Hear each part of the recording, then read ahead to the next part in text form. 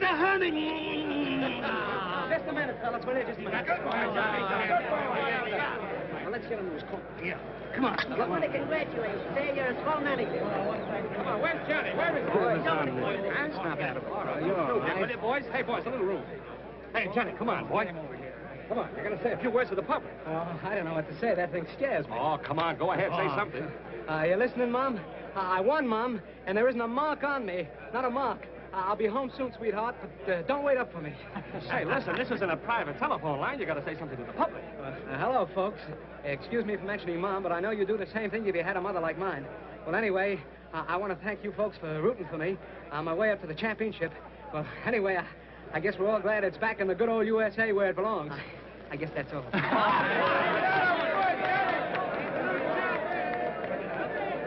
Great fight, Johnny. You're a world's champion. Thanks, Inspector. Congratulations, Doc. Good guy. I tell you, this is even Victor Ennis? Yeah, over there.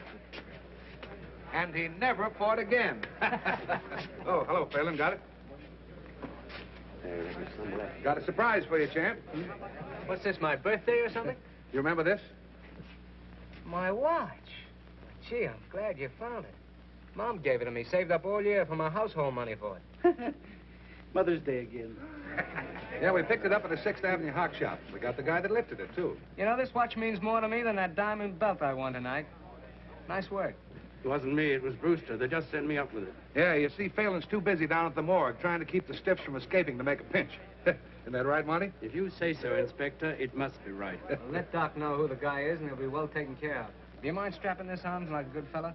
You know, no pockets in this suit. No, the other wrist. Sure, that's right, the other wrist. I should know, and you being a southpaw. First hole. You bet. First hole. Say, it's some wrist you got there. Yeah, I guess I got plenty wrist there. Say, I was at the fight tonight. You sure got a funny way of handing yourself in there, left-handed like that with your right stuck out. That's the first thing one notices about a man, his stance, more in his face. You know, a lot of people look alike. No two people ever stand just the same way. That's a great theory you got there, Phelan. Is that how you identified Barney Schofield? Yes, Inspector. You'd better get along back to the morgue. Those dead ones may start trouble if you leave them alone too long. Okay, Inspector. A new one you're riding? New one? Well, he's been with the department ever since I have.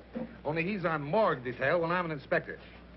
Funny thing, he somehow got the idea he was a great detective. Made all kinds of pinches. Till one day he made the wrong one. Talking about Phelan? Yeah, remember him putting the finger on Barney Schofield? And finding out he was wrong after that burned Schofield in the chair. No fooling. He did that? All right, Johnny. Let me know when you're ready to go. Got a police escort outside for you. Okay, Inspector, and thanks for everything. So long. There you is, Mr. Champ, and you can carry away the body. Wrap it up. Here's more of your public. Hello, Johnny. Great fight, boy. Thanks a lot. I gotta be running away now. There's a gang of newsies waiting outside for a feed I promised them after the fight, so... All right. Good night. We're here again. There's a grand guy. Wins the championship, and the first thing he thinks about is the newsies. Well, Poor old gray-haired mother. M is for the million things she gave me. You think that's funny, don't you? Lay off Johnny's can. Oh, don't get sore. I didn't mean anything. Okay. Just because a guy doesn't drink and fool around with women and respects his mother, you don't have to make a monkey out of him. No, don't pay any attention to him, Johnny. The rest of us think you're okay. Sure do. Good night. So long, Johnny. Good night, Johnny. There goes one grand guy. Am I right or am I right? One grand guy. Tonight, youth was served again when young Johnny Bradfield won the lightweight championship of the world in the 7th round of a scheduled 15-round battle. Johnny fights like a real champion, while his right jabs with lightning precision, his left is packed with dynamite. Red dynamite, I'd say. Spectacular. But most of all, it has How been about it, Doc, huh? youth of America, sportsmanship and decent conduct. Yeah. Live at home with mother and stay away from booze and women is the new champ's formula. Says you. But he's right about the women, isn't he, Johnny? No women in the champ's life, just little Goldie. Yeah.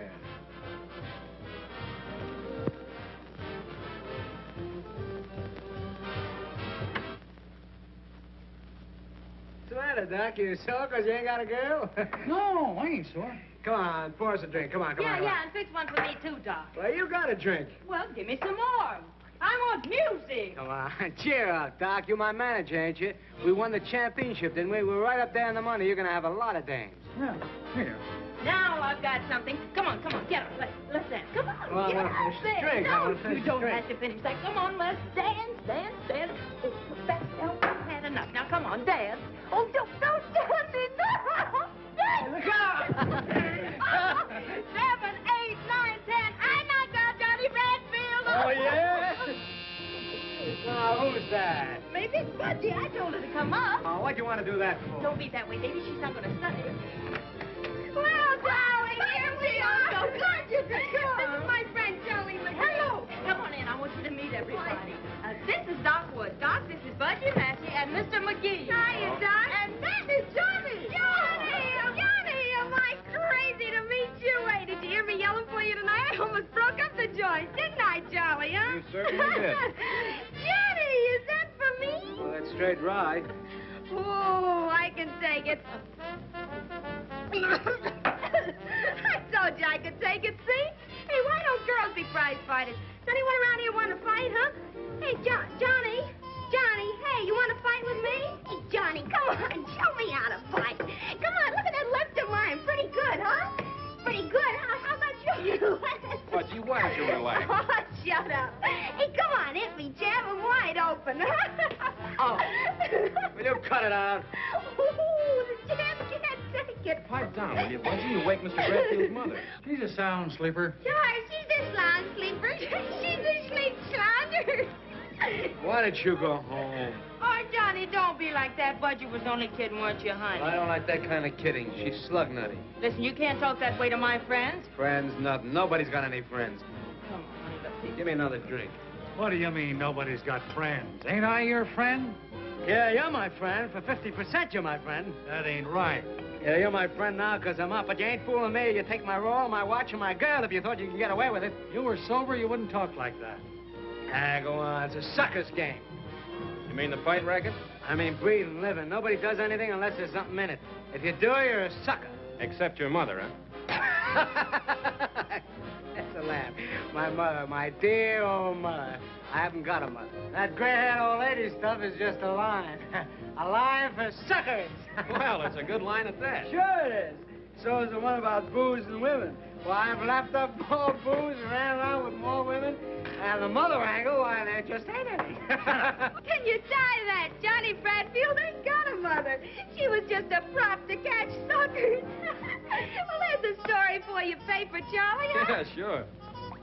What's that? What'd she say? You said plenty. That mug's a reporter. Reporter? Hey, can't you take a joke, Johnny? That's right, the Morning Graphic. You wouldn't print what Johnny just said in your paper, would you? Oh, wouldn't I? Can you think of a better story? Well, so long, folks, and thanks. Just a minute, McKee. You're gonna stick around a while. Oh, yeah? Yeah. James, don't powder your nose. Wait, you wouldn't do anything. Not that we have to. Scram. Listen, McGee, you ain't gonna print that. I'd be a sucker if I didn't. Now, I'd be a sucker if I didn't take a poke at you, and that goes for every time I see you. Just a minute, McGee. You're not leaving yet. Oh, what goes on out here? Johnny, are you hurt? No, he's all right. Joey, what have they done to you? Joey, are you all right?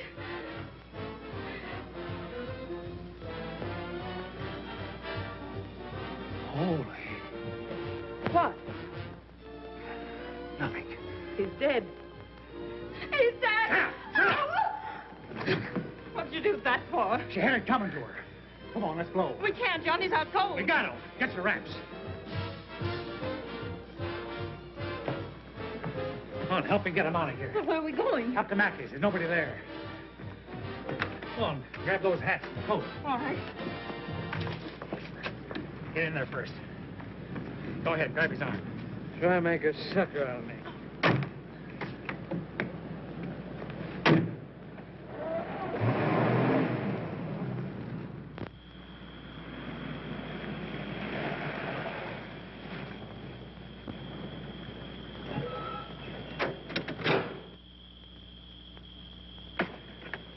Come to yet? No, it's still dead to the world. Swell. Let's get him in the house.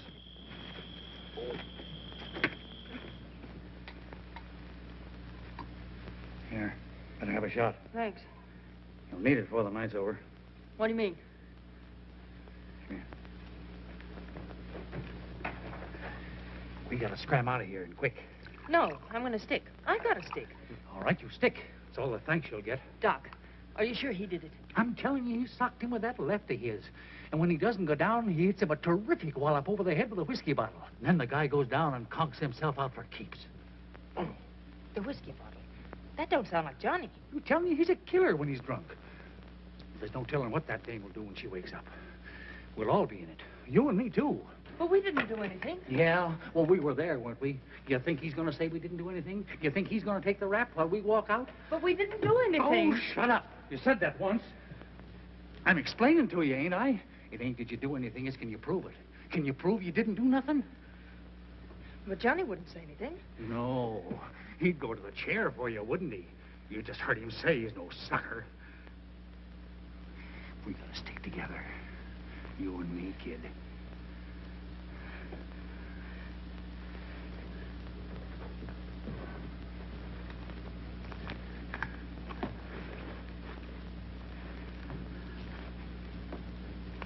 He said you'd take his roll and his watch. Yeah, and his gal. I'm no sucker either. Come on. Doc, I'm scared. I'm scared stiff. Don't be scared about it, honey. We'll be across the border like that.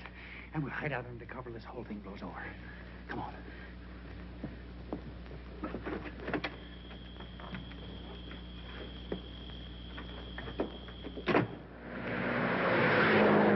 Come on, Doc. Get something hot. Okay, baby. License number 2A1243. Look for Johnny Bradfield, possibly traveling with manager Doc Wood and his girl Goldie West. Reporter killed in his apartment. Doc, they're after us. Don't let them get us, Doc. It's all right, baby. I won't. I won't. Pick up gray convertible Phaeton, license number 2A1243.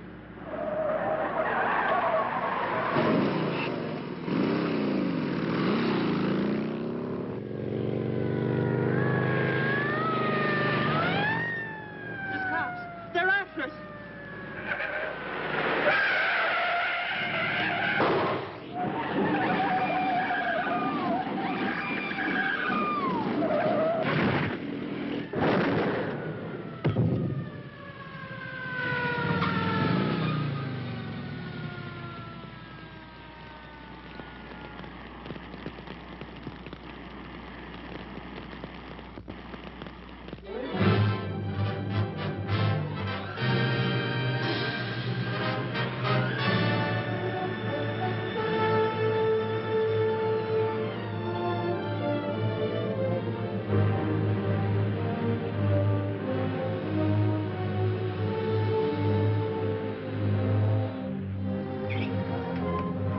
Extract.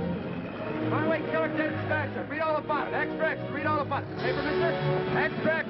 Runaway killer dead dispatcher. Read all about it. Extract.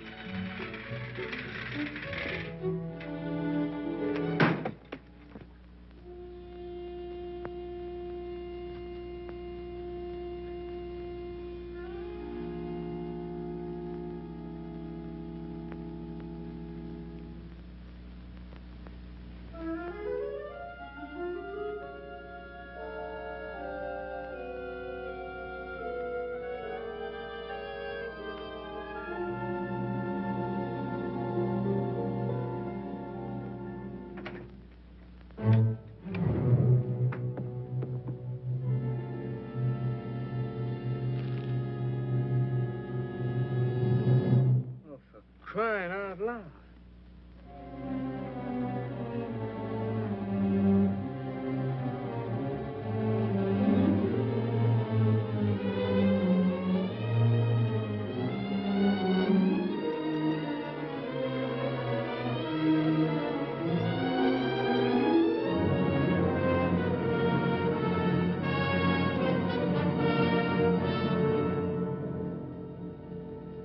I didn't hit him with no bottle.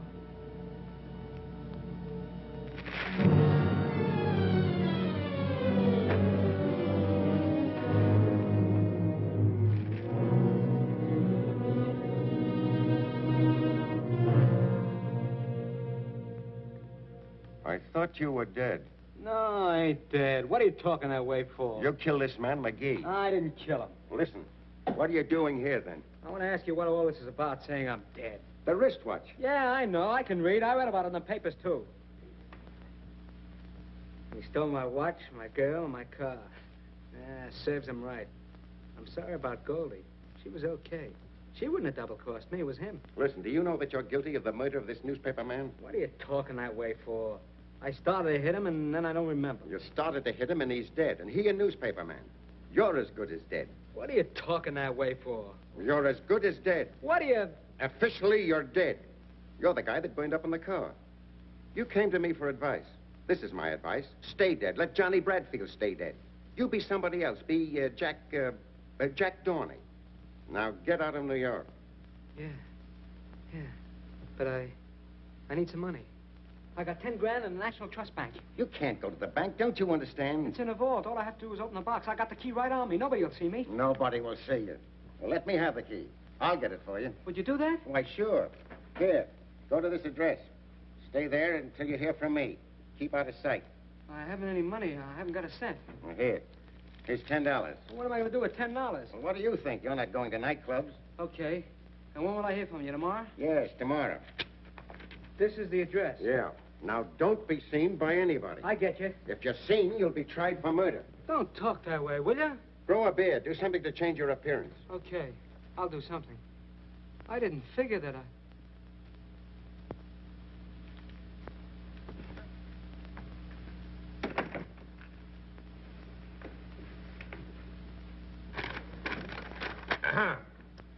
And we find the death of John Bradfield and Goldie West due to accidental causes while evading arrest for the murder of Charles McGee. Well, the papers can't squawk this time. A guy is murdered. And 6 hours later, we not only discover who committed the crime, but we also know that he's dead. Can you imagine the howl if this hadn't happened? Killing a reporter's one thing the papers won't stand for. Well, that's that. Can I see him, Inspector? Sure. Got a clue on the McGee murder? That's it, exactly. I don't think the guy that burned up was Johnny Bradfield at all. Oh, you're nuts. Remember me putting that watch on his right hand? Well, the guy they brought in had that watch on all right, but it was on his left hand. So what? Can't a guy change his watch from his right wrist to his left for the love of Mike? Well, there are some things a guy always does the same way, like the side he starts to shave on in the morning and the way he starts to dress. The same thing with a wristwatch. Now, Phelan, you've been hanging around stiff so much you're seeing things. That's what, seeing things. I'll tell you another thing. That watch was in the third hole. But when I strapped it on Johnny Bradfield's wrist, I put it in the first hole. You heard him tell me to do it himself. So, one wrist is bigger than the other. Didn't you ever hear of that? Maybe. All I ask is that you reopen the case and assign me. Reopen the case? Now, get this, Phelan. Johnny Bradfield murdered McGee. And it was Johnny Bradfield who burned up on the highway this morning at 5 a.m. Now, listen, Chief. Listen to who? The trouble with you, Phelan, is that ever since you railroaded the wrong guy to the hot seat, you've been seeing things. You're screwy. Why don't you retire? I'll tell you why. Because I'm not through. Oh, yes, you are, but you don't know it. I'll show you if I'm through. Yeah? How? I'll prove that guy they brought in isn't Johnny Bradfield. You will, huh? Let me try. You're afraid to. Oh, me? Yes, you. For 10 years you've been picking on me just because I made a mistake. Well, maybe this is your mistake. Maybe if I prove it, they'll put you on morgue detail like you did me. I'd love to see it. All right, Phelan. You've got yourself an assignment. Thank you, Inspector. Now bring him back, dead or alive. What did I tell you, fellas? He's cuckoo. Just plain cuckoo. I've been calling you for 2 days. I've been busy. I want to get out of here. You got my money? Yes, I got your money. Right here. There's 50, 100, 150, 200, 250. What's this? That's yours. What do you mean that's mine? Now, if I were you, I'd put as much distance between myself and this city. Where's my money? Where's my 10 grand? The 250 is yours. The rest of it is my fee. What do you mean? Where's the rest of my 10 grand? I've explained it to you. It's my fee. What are you trying to do? Make a sucker out of me? What do you think I am? You hand over the rest of that 10 grand or I'll... Or you'll what? Well, you'll go to the chair. Now, listen to me and I'll give you some advice. Don't use your fists or you're cooked. If you take that cockeyed stance of yours with your right stuck out and your left pulled way back, someone's going to spot you. What you don't seem to understand, Dorney. What? Jack Dorney. Remember that? Jack Dorney. Think you can remember that? Jack Dorney. What I started to say, Dorney. Dorney. Don't take that cockeyed stance of yours. Don't use your fists at all. Not at all. You'll be killing some other man. Or if you don't, you'll give yourself away. You'll give yourself away. Once they get you, your life isn't worth... But do as I say, Jack Dorney. Stay away from places. Stay away from all places. Out of sight. Afraid. From now on, you've got to be afraid. Get me? Yeah. I get you. That's my advice, and it's worth 10 grand. Here. Now beat him, sucker. What can I do with this? $250? Ought to see you a long way. And what do you want more for? You don't want to use any train where there's people. You don't want to use an automobile. You go hop a freight so it won't cost you anything and keep the money for food. That ought to last you at least 6 months.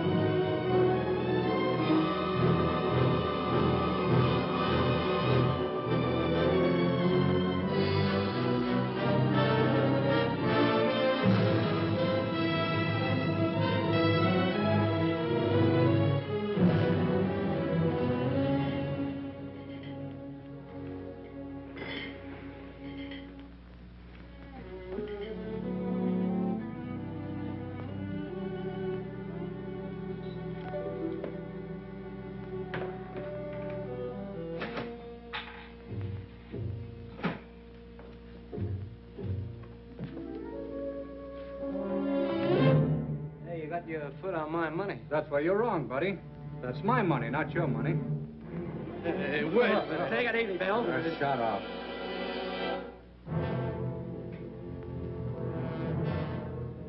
What's the matter with you? Nothing. Take a walk.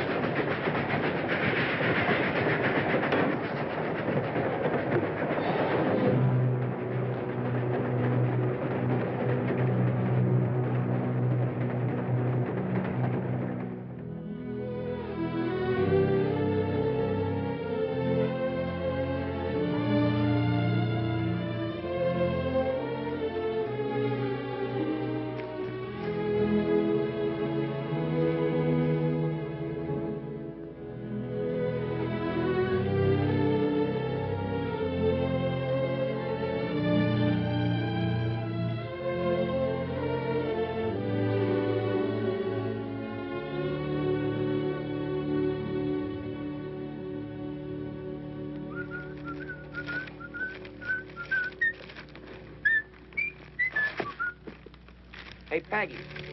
Hey, Peggy, come here. What's the matter? Look, another tramp.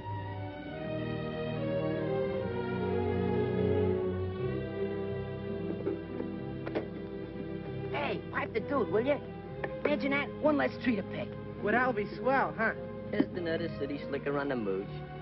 What do you think? Hey, what's the idea? Look, we got company. Dame, where's the No, dame? Dame, you don't. You cut it out. I wonder if there's a chance to get... Yes, there's a big chance. There's a ladder back there and some baskets and some dates. And after you pick 3 basketfuls, you get a handout. Oh, I'm no tramp. Uh-huh. Yeah, I know. You're a big oil man, and you came all the way down here to study about anticlines. I suppose you have a limousine parked down the road. Suppose I told you I did have a limousine. 2 of them. Look, I know all the routines, but if you want to eat, you gotta pick. I got a hunch I wouldn't care for the meals here anyway. All right with me. You know, the Waldorf's right around the corner. You ought to try the caviar. Thanks. I'm a sucker for caviar.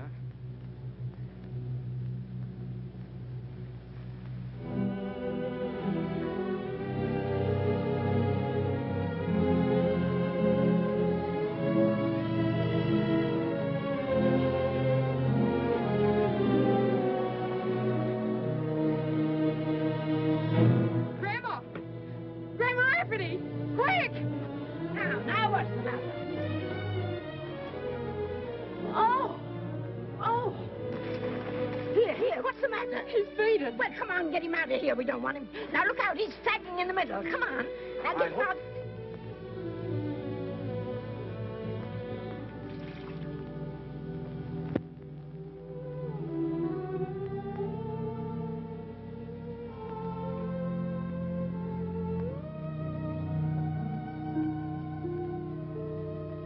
Goldie. Is that you, Goldie? No, it isn't Goldie. Where am I? Where's Doc? Take it easy, pal. I want to know. Well, you're at Rancho Rafferty, about 20 miles from Coalinga, Arizona, if that means anything to you.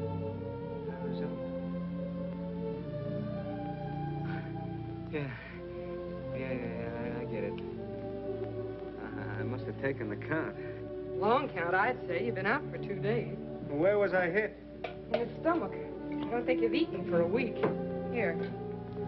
Oh, what's that? It's milk. You ever hear of it? Sure. Oh, they make umbrella handles out of it.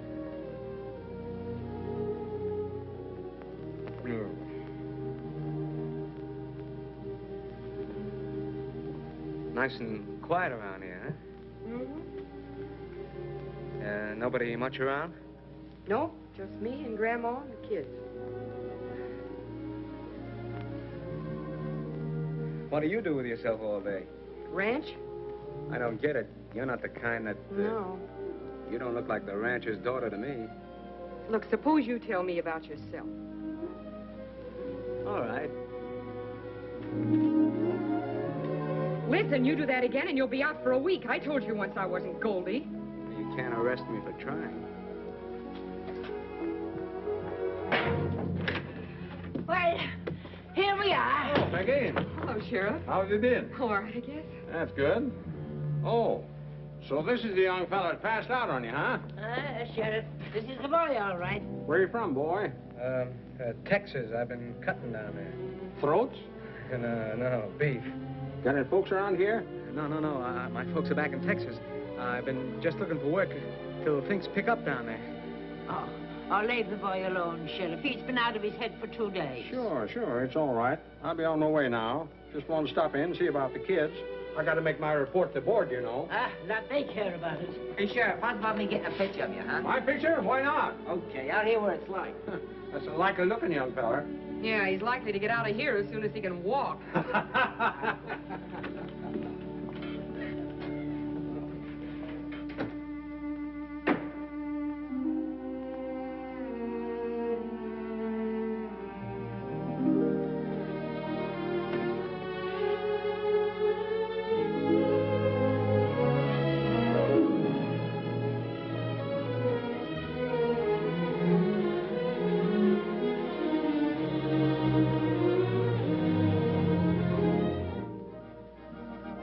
Hey, where you going?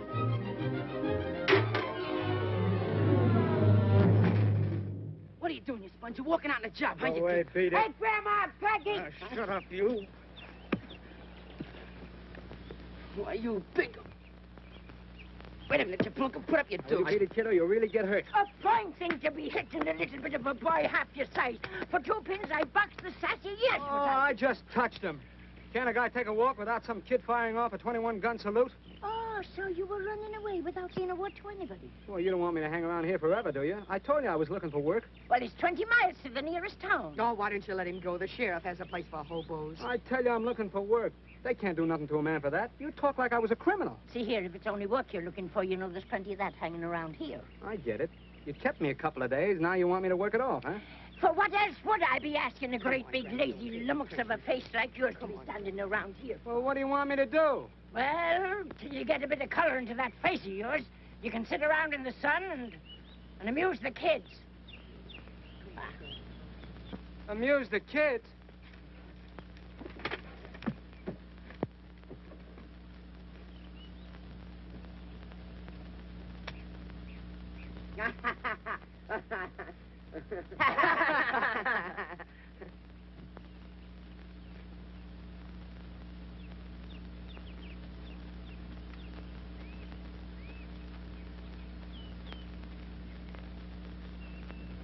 We're not amused. Hey, you're up in New York, ain't you? Yeah, I've been there. Boy, do I miss that East Rib. Yeah, and that reform school you was going to. I guess you missed that too, huh? Our reform school ain't so bad. My brother's been up there twice. He don't get out till he's 21. Yeah, he got a lease on a joint.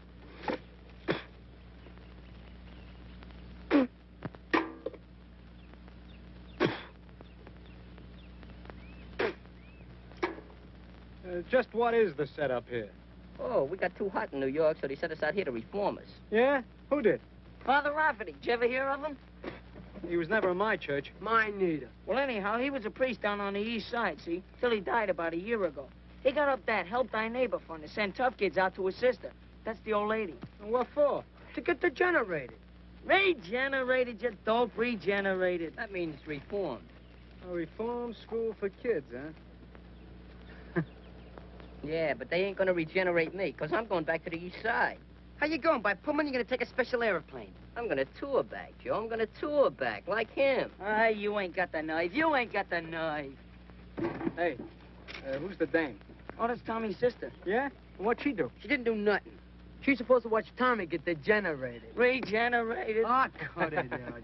Yeah, the judge would have sent Tommy to reform school if she hadn't promised to play copper to him. Until he gets degenerated. Ah, shut up. Hey, what are you trying to do, murder me? No, only cut your throat.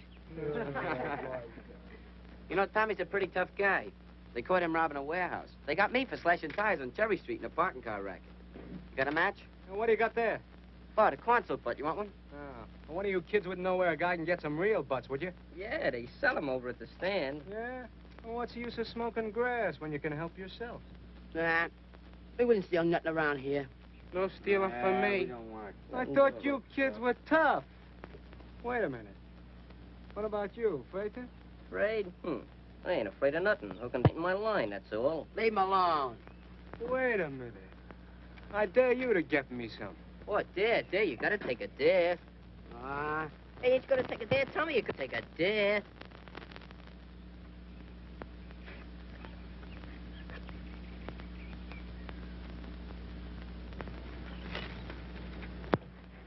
Hey, can I have a drink? Yeah, I'll get one for you. Here you are. Thanks.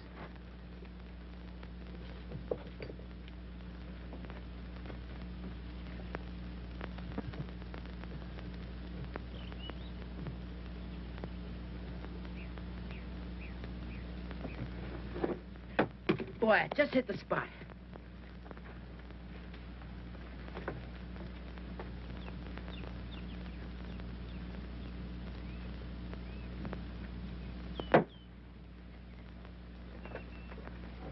You get him, kid? Yeah, here you are. Nice work. Yeah. Thanks. Very nice work. Getting kids to steal for you. If there's anything lower than that, I haven't met it yet.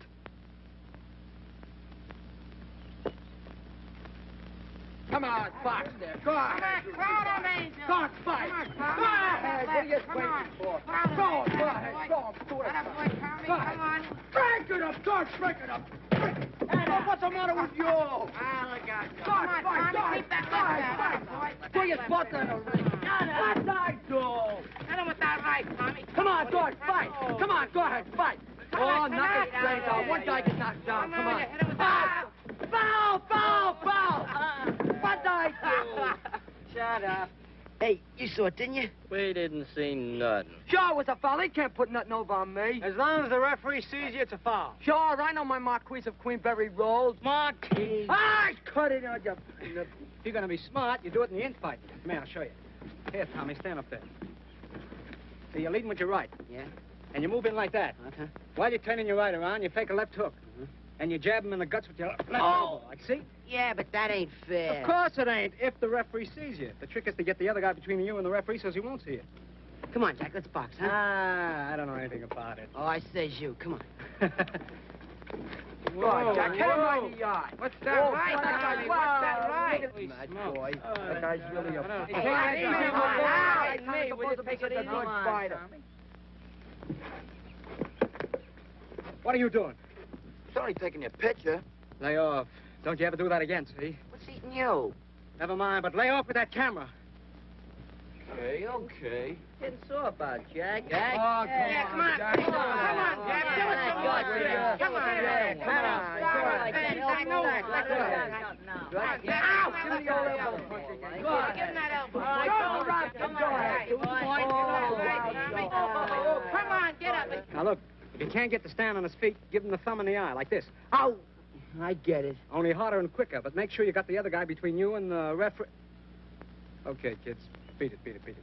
Gee whiz, Peggy, you're always butting in. I want to leave us men alone. Well, you sure can get in my hair.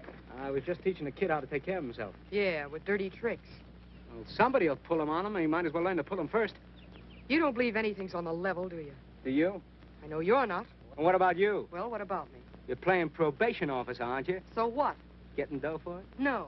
Ah, give me that. I know all about that priest in New York. He's dead. Yeah? What about the fund? There isn't any fund. It stopped when he died. You trying to tell me you and the old lady are supporting these kids on the cuff, huh? That's right. What for? You wouldn't understand. You must have some angle. I wonder if you're as tough as you think you are. I ain't so tough. But I ain't a sucker either. What do you call a sucker? Well, you're a sucker if what you tell me is true. So is that old lady. So is that dead priest. Why? Because he put out a helping hand? Help yourself is my slogan. And what does that get you? Well, a lot of things. Thanks for the lesson. Type B16. Single pump, 500-gallon fireproof tank. Price, $1,938 in store. So what? Tommy's figuring on opening up a service station. Yeah, where at? Well, in front of the store. Tommy joined the Big Brother movement. Yeah, well, a fella's got a right to look out after his own sister, ain't he? Yeah, what's the matter with your sister? She was doing all right when I seen her last. She's plenty worried about the ranch. Only selling enough dates to pay for food and upkeep. We've been behind in taxes ever since money stopped coming from New York. I lose the place before long. Who told you all this?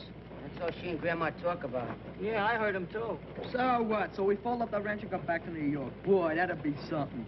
Now, there ain't a gas station on our road, 42 miles one way and 28 the other. About 200 cars a day pass our place during weekdays and twice as many on Sundays. I figured we could support the ranch selling gas. Well, it looks like he's degenerated, all right. What'd you say that gas station was going to cost? Oh, about $2 grand. Well, what do you expect to use for money? He thinks he'll stick up a bank when he gets big enough. Oh, shut up. That ain't funny. Ah, it's too hot for pipe dreams. Is that the tank you're talking about? Yeah, that's it. The East River of the West. Now, listen, kids, get this. We went down the road several miles to that new date ranch where they're irrigating. We watched them for a while and sort of forgot about the time, see? Anybody that squeals we went swimming gets the works. Understood? Hey, check. Last one is a yellow dog. First one is a heel. Shut up, will you? Want old man Henry to come around and chase us? Don't rush. We got all day, boy. Wait till I get in that wood. Whoa! Let's go! Boy, Come this on, is a Daffy. lot. Whoa, this is... Here I go. How's the water, Jack? It's the cat. Oh! Wait for me. The Olympic champ's coming now. Big. Water, here I come.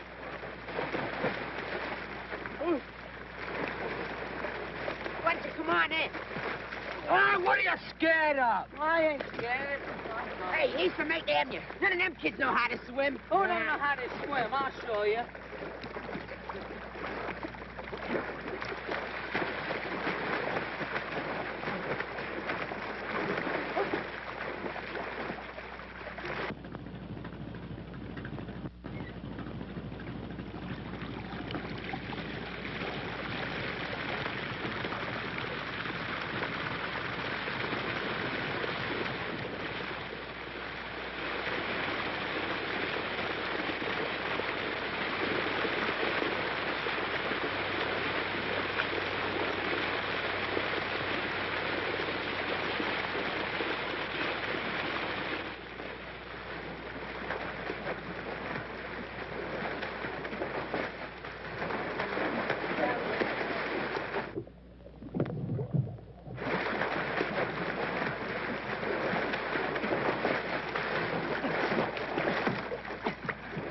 Hey, fellas, I got a load of water.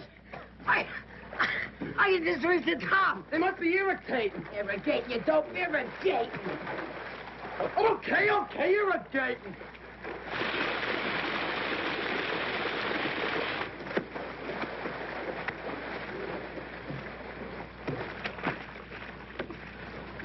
Hey, Jack! I can't reach the top. Jack, you better help him because he can't swim very good. Okay, Ted, up you go to...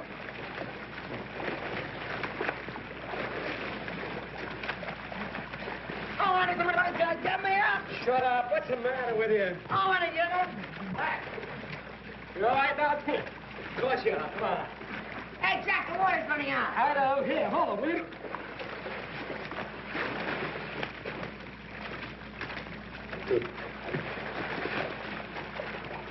Tommy, come here. Tip of your old angel. Now, look, I'm going to go down, lift you by your ankles, and lift you right up to the top, and you grab hold of it, will you? Okay, let's go. Ready?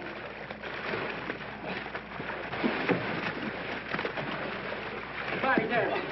You ready? Yeah, I'm ready.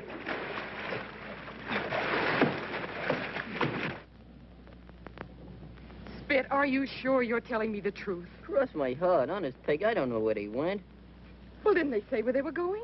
Just took the truck and left. How long ago? About an hour.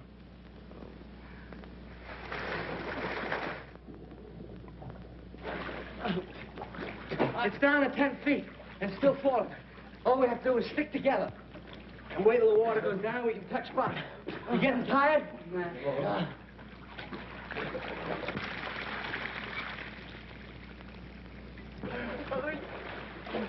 Hey, Jack, the water stopped going down. Are you sure? Yeah, you keep on the same mark. What do we do now? Hey!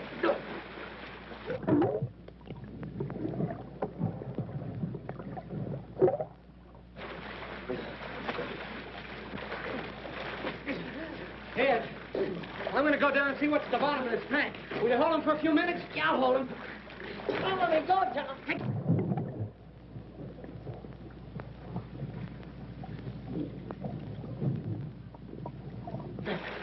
There's a valve down there that lets the water out, but you got to keep it open. I'll get down this time. Take the kid. Okay. There I go.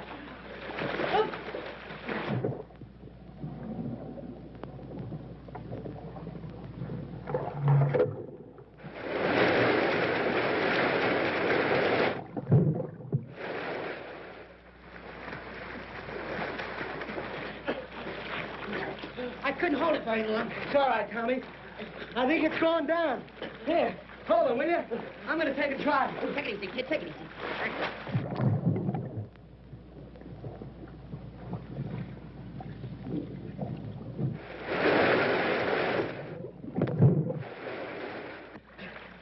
Get it? I touched bottom. Oh. One more time, I want to do it. Go ahead, Jack.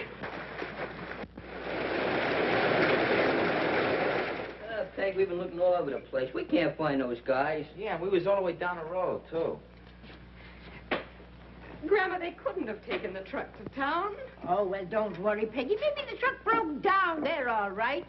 What's a good idea? Now, come on. Get up. Here we go. Now, Tommy and Angel.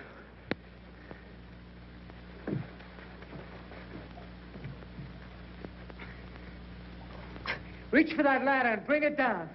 Okay, guys. Come on. All right, kids. Up on. There it is. Go ahead. That's it. Oh, boy. Ready to get up. Hey, this guy's spouting water like a fountain. Keep his face down. This mopping up and down will do him good. Johnny, you think he's drowned, maybe? No, he'll be all right. Now, listen. Nobody talks, see? He got away from us, he fell in the water, and we fished him out. Get that? Yeah, Understand? sure.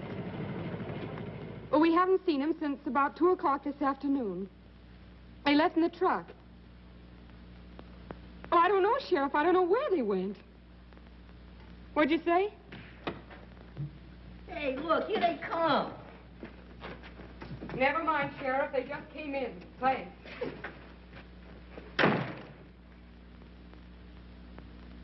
Where have you been?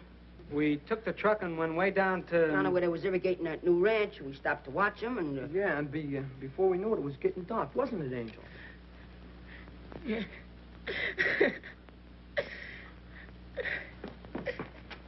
you're wet to the skin. Oh, get some towels, quick, and get a blanket. Come over to the stove and get warm. Well, what did you do to him? He fell in an irrigation ditch. Sure, that's right. Did you all fall in the same irrigation ditch? Yeah, we got wet fishing him out. Well, they've got telephones, you know. Not where we was. I don't expect to get the truth out of you, or out of any of them while you're around. In fact, I think we have enough of you. Get out. It's okay with me. When do you want me to go? The sooner the better. I'll leave right now, if that's how you feel about it. Peggy, you don't know what Shut up. Come on. Ah, it ain't right. I tell you it ain't. Ah, it's okay. There we was, caught like cats in a trap. You mean rats? I mean cats. You know, Jack. Just like when you drop a bunch of kittens to drown in a bucket of water. Sure, that's right. There we was, on a drink of death. Great. Ah, cut that out. Well, every time you do that, you make me nervous all over. Think that's good for me? Well, anyway, in the water, it's drink of death.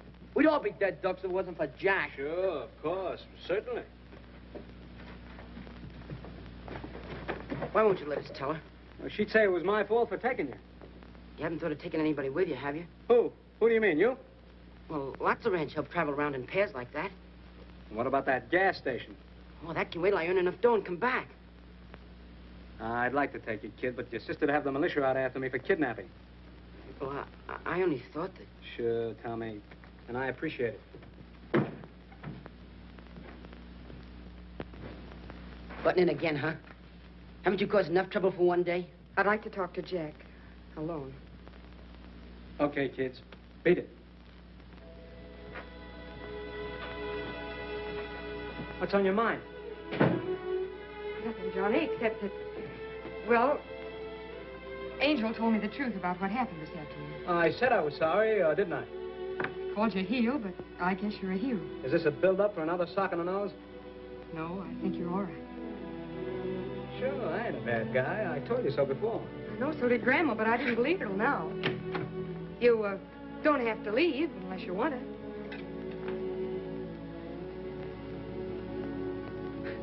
You know, there's only one reason I want to stay here. You. Do you want me to stay?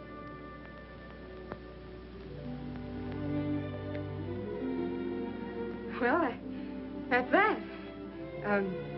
As long as you're all cleaned up and everything, would you like to drive me to town? I got some errands. It's a date. All right, then you grab yourself some supper and I'll change. 15 minutes.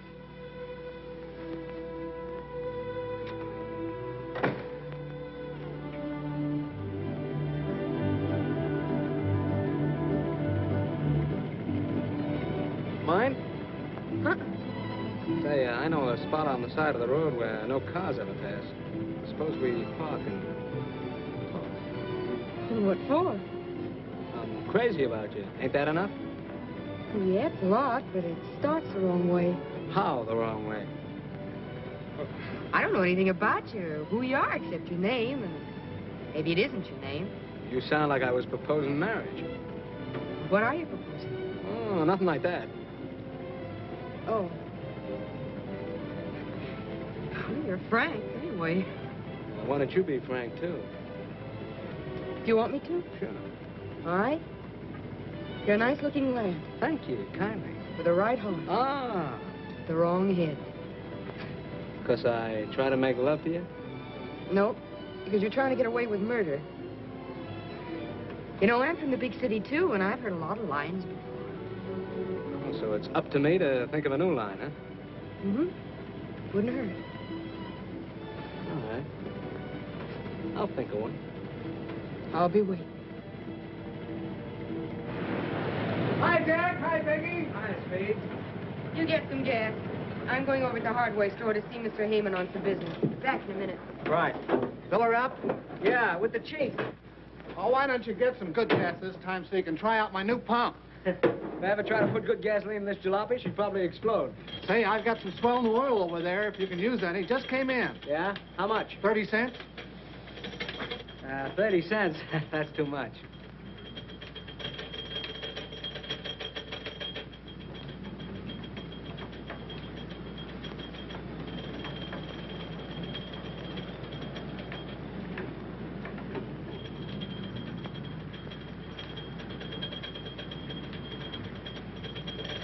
Hey, you gonna take that in? I hear he's good. If he were any good, he wouldn't be barnstorming in the sticks. Well, he must be pretty good if they're gonna give $500 to anybody that can stick with him. That's a lot of money. Yeah. I guess that is a lot of money, all right. Well, it's not enough to tempt me, though. No? Say, I wouldn't get in the ring with that big, ugly moose for $5,000 a round. Wild Bull of Europe. Looks like a killer to me. All set? Yeah, she took 8 gallons. That's $1.28. Charge it. Say, Jack, that bill's getting kind of high. How about a little on account? What are you squawking about? You get paid. Sometime. Okay. I guess I can do my bit for Peggy and the old lady. Things get better for them. It's a nice pump. Say, you do pretty good around here, don't you, Speed? Oh, I can't complain. That's one thing they can't say about them. When they gotta have gas, they gotta have gas. What this pump set you back? About $2 grand? Just about. And say, what a big improvement that is over this old hand pump. Listen, I'm going across the street for a few minutes. If Peggy comes, tell her I'll be right back, huh? All right. You're not big enough. You're too late. What's that got to do with it if I'm willing? I'm not worrying about you. It's the customers. They don't pay dough to see setups, you know. I'll give that guy plenty of fight. Look, I'm having a fight, not a murder. Go on, scram, will you? I got a lot of work to do. Listen, I want a chance at that mug. Go on, scram. I'm busy. Keep your hands off of me or I'll clip you. Oh, you will. Come on, do I get that fight or don't I? Yeah. You'll get it. It'll be a pleasure. What's the matter? Something on your mind? Yeah, I thought that Tad Heyman would help us out with an advance on the next crop, but he's strapped down himself this year. Don't worry about anything. Your troubles are over. We're going to open a gas station. Gas station? Sure. Glad you happen to think of that. Well, statistics. You know, there isn't a gas station on our road 42 miles one way and 28 the other. Well, have you any idea what a gas station would cost? I looked into that. Hey, you hear about the big fight they're having at the Legion Stadium in a couple of weeks? About the Palooka that's offering $500 a round for anybody that will stick with them for more than 2 rounds?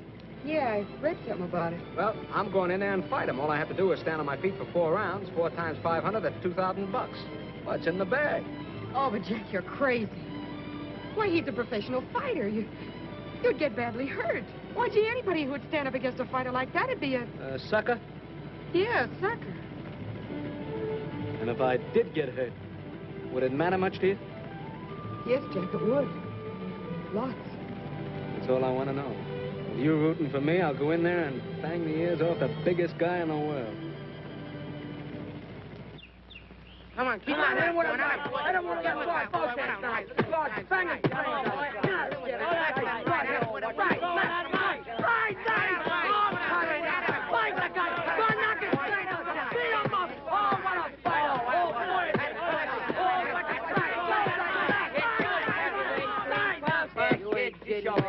You couldn't last a half a round with footwork like that. You couldn't stop a truck moving that slow. Go on, move past, jump. What do you know about it? Plenty, you big, fat, clumsy lummox. How's your wind? My wind's all right. Well, I'll find out about that later. Go on now. Hit it. Don't make love to it. Hit it, I tell you. That's it. Working hard? Yeah, I kind of like it. Well, you blow peg. I wish you women would stop aggravating the champ while he's working out. Mind your own business, will you? That is my business. Training the champ. Your business. That's one of you training him. Come on, Jack. About 3 more minutes and we'll break. Now let's have a couple of... Yeah, chop him like I said before.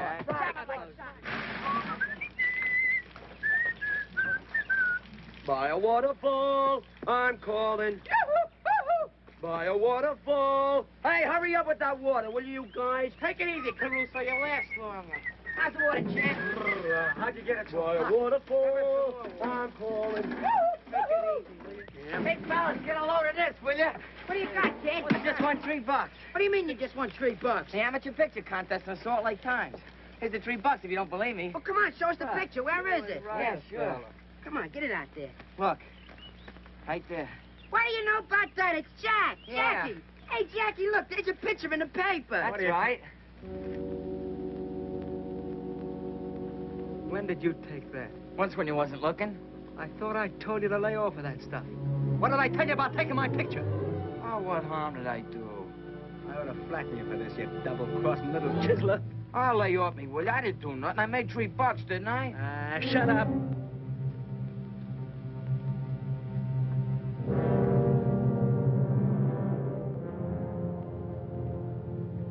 But look at the way he's got his right hand stuck out. So, a guy gets up out of his grave, sticks out his right hand just so you can make the pinch and prove that all the rest of us around here are dopes. I tell you, I got a hunch that's Johnny Bradfield. It'll take me maybe a month to find out, but it's worth trying. Swell. Take 2 months. Take 2 years. Write us picture postcards. Go on, laugh. Well, you'd laugh too, Phelan, if you knew how funny you were. Maybe I would. Maybe I'll laugh later.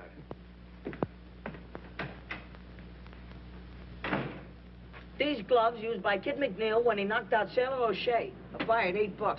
I bet that's lucky leather. Yeah, we could get him for Jack if we had $7.60 more. Yep. My aunt had whiskers, she'd be my uncle. You know that's on Hey, look over there, will you? Lamp that jalopy, will you? Lamp, what's in the jalopy? Wait a minute, What is guys. Wait a minute. I got an idea. Come on. Let's go. Look at that. Look at him out. You? Hey, what is that? It's alive. I don't know. What's Maybe your something name? a cat J. makes. Douglas Williamson. J. Douglas Williamson. Woo woo. And what's your name? J. Montmorency Spit, Jr. Yeah, where'd you get that out of, kid? Tell me something. What are you doing here? We just stopped to have a flat fixed. We shall be off as soon as Dad and Mater return from the telegraph office. Oh, it ain't gonna stay. He's breaking my heart. Hey, what's a mater? A mater? That's his old lady, you dope. Don't you read any books? Nope. You think you're smart, don't you? They call us the 6 geniuses. Hey, what kind of camera is that? It's a motion picture camera. Fly simoleons. Let me see that. Wait, I'll give it right to you. Yeah, I know just what you're thinking. Well, it's a cinch. Look, we gotta get it honestly. See you, Jack wouldn't like it. Oh, yeah. Hey, Angel. Let him see it. Hey, that's a lot of All speech. right, Get your hands off that good camera. Will you, Douglas? Hey, Doug. Wiring. Hey, how do you like this one, Doug? Come on, gang. We gotta get going. Hey, you wanna come along, kid? Where to? Well, we're just gonna play. Marbles? Marbles? That's a sissy game. We're gonna play poker. You know how to play poker? No. Oh, we could teach you how. It's very easy. We ain't got no time to learn beginners. He's too young anyway. But I'm 12 and I could learn. Yeah, very Well, what do you say, gang? Should we let him in? Oh, Hey, come on, Douglas. Step right out. That's the way. I've only got 25 cents. Oh, that's okay, kid. You don't need no dough to play strip poker. What's strip poker? Well, I'll tell you the find out. Give me some cards for change. Oh, Give us a couple of good ones. Come on. Yeah. All quiet. My cards. I got 6, 7, 8, 9, and 10. Isn't that any good?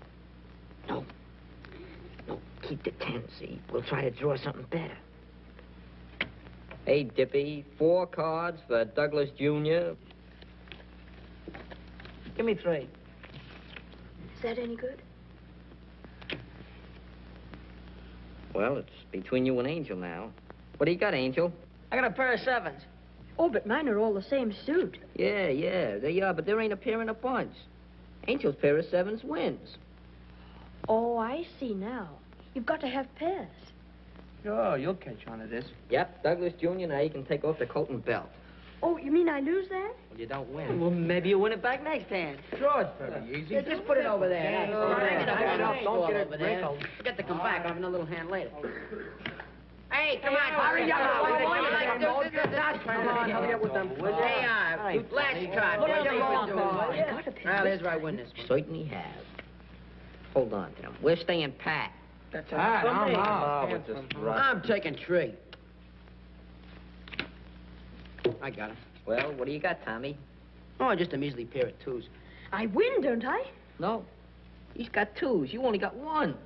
I see. Thanks for the lift, kid. Get your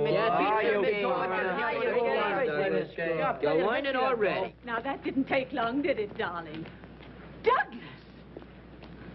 Why, what has happened?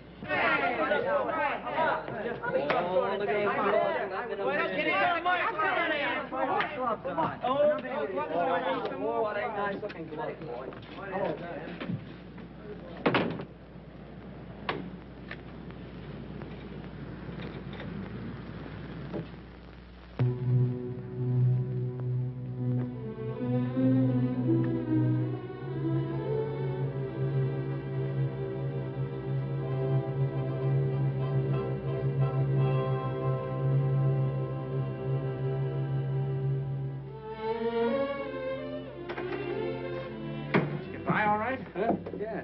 The doctor said I was 100% okay. I hit the scale of 153. Let me tell you something. If I get in that ring first, you'll never get a whack at that guy. I felt that way about it. Funny what us guys will do for money, isn't it? Hey, wait a minute. What are you fighting for? My wife's gonna have a kid. Yeah?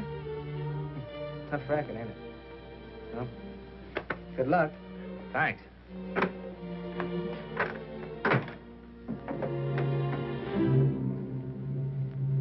Got any good seats left tomorrow night? Yeah, I have a few left. Where are they? How near do you want them? As close as I can get. Well, how about a ringside? Fine. Say, this guy, Jack Dorney, is he a southpaw? You can search me, mister. That'll be 3:30, please. Okay. Thank you.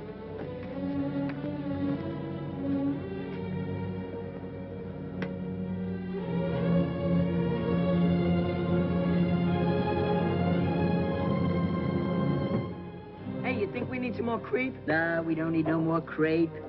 Gaster, you're a dead pigeon. Water everywhere. Hey,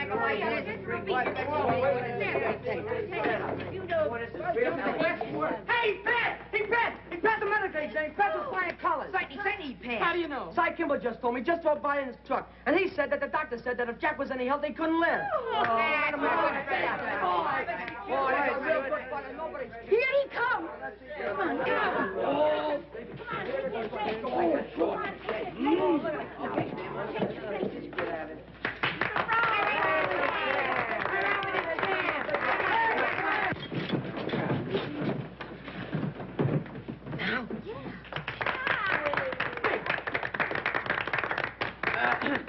Quiet!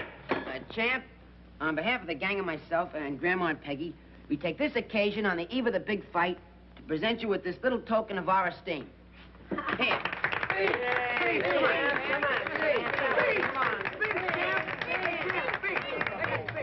Look, I'm sorry I did this. You see, I can't fight. The doc turned me down. There's something the matter with my ticker.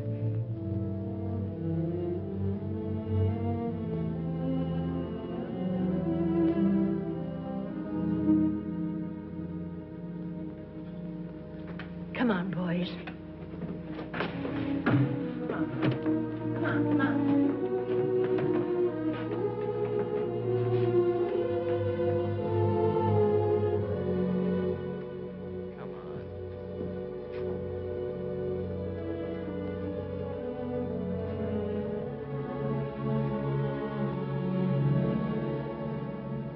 What's the matter with everybody? I know you're lying, Jack. Who, me? You passed that medical examination. Listen, Peggy, I told you the doctor said that... Cy Kimball was here and told us what the doctor said. All right. So I'm yellow. You're not that either. I'm a liar and I lost my nerve. Let it go at that. Jack, tell me something, will you? Were you lying to me when you told me that you loved me? No. Oh, what's that got to do with it? Everything. Because when you love someone, you don't lie to them. You don't hold anything back. Oh, what are you talking about? Hold what back? Listen, Jack. I love you, too. And I know you're not a quitter. There's something else. Yeah, that's right. Something else. Something else turned up. I heard about a swell job, see? And I was gonna go... wasn't it my idea about the fight? Well, I changed my mind, see?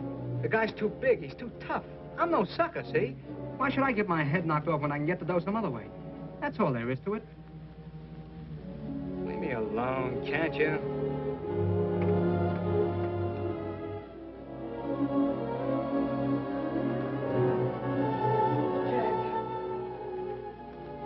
Will you leave me alone?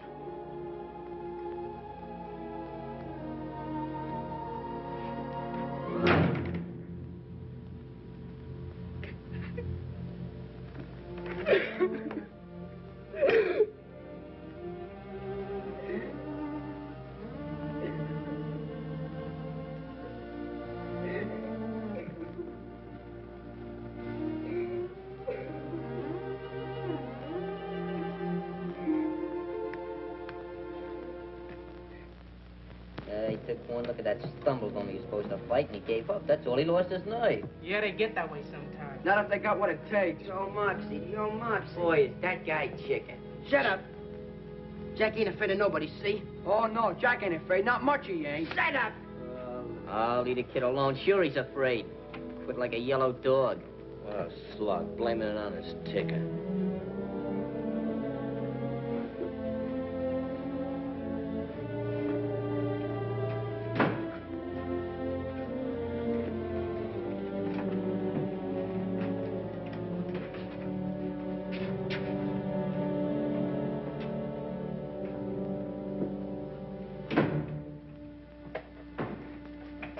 Jack.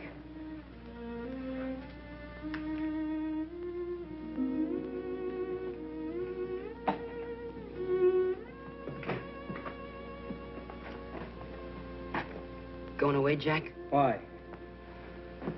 Nothing. If you are, what I said about going with you still goes. Forget it, kid. Nobody goes with me.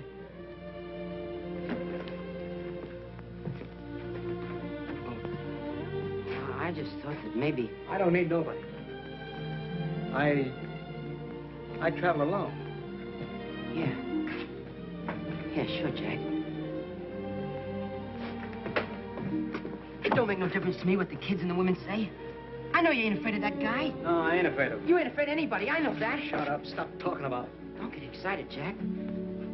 What I wanted to say was that if you made up your mind... I made up my mind. Well, you must have your reasons. Sure, I got my reasons.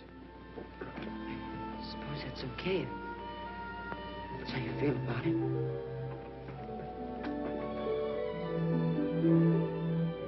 What I'm trying to tell you is that I'm with you if you want to take me.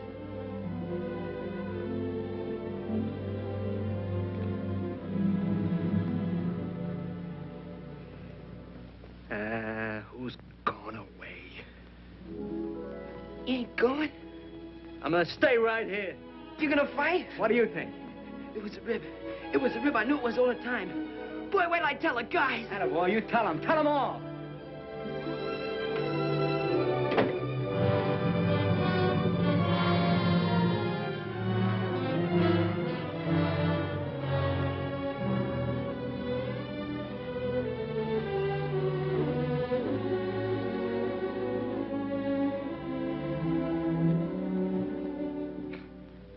What do you say, Father?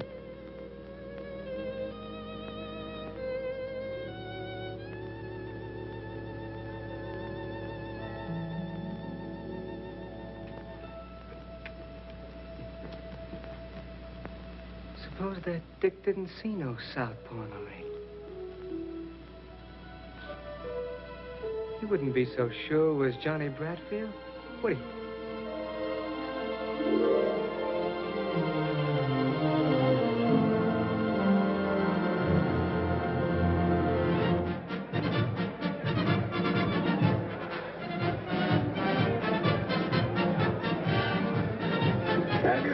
He's got the ticket. I'm with him. Take it. Take it. Take it. Take it. Hey! There's only two here. Where's the others for them? Who's them? There's only two with me. 1, 2, 1, 2, 1, 2. That's all. Jim, watch that gate door.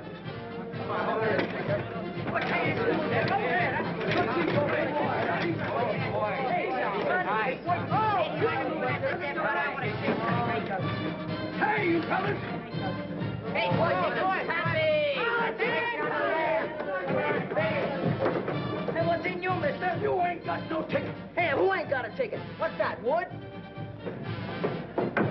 coming to the right.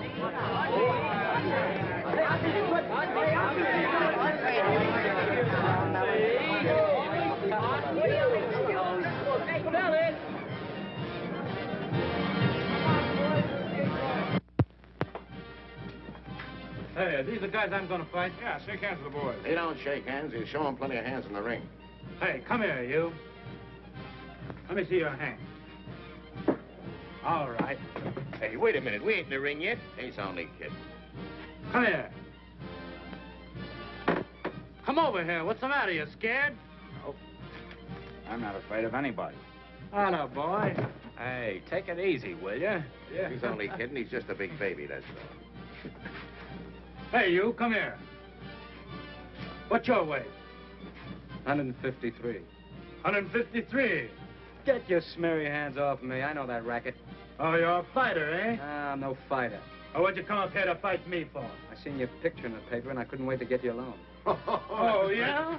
Go away. Hey, come here. Cut it out. What's the matter with Cut you the guys? clown. What is I'll it, take son? him first. Go on, get him out of here. Take care of him. Are you crazy? Well, that guy will cut you to pieces in one round. That's what you think.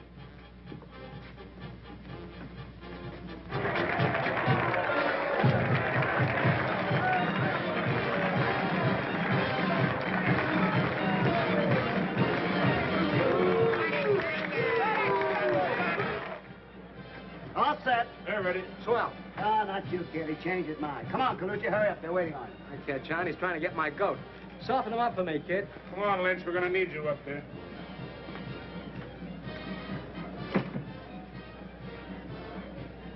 He's making me wait, too. Sure, he's afraid of you. Think so? Really? Sure. I'll box his ears off. Come on, sit down. Will you relax? What's the matter? You worried about the wife? I'll stay in there till I get that hospital bill paid, or I'll... Go on, sit down. Will you? Buck up, buck up. I wonder how Colucci's doing. You'll find out pretty soon. Well, the bull ain't afraid of fellas like him. He ain't afraid of hitters. He's afraid of boxers. Sure. Don't let him worry you, kid. Oh, he ain't worried me.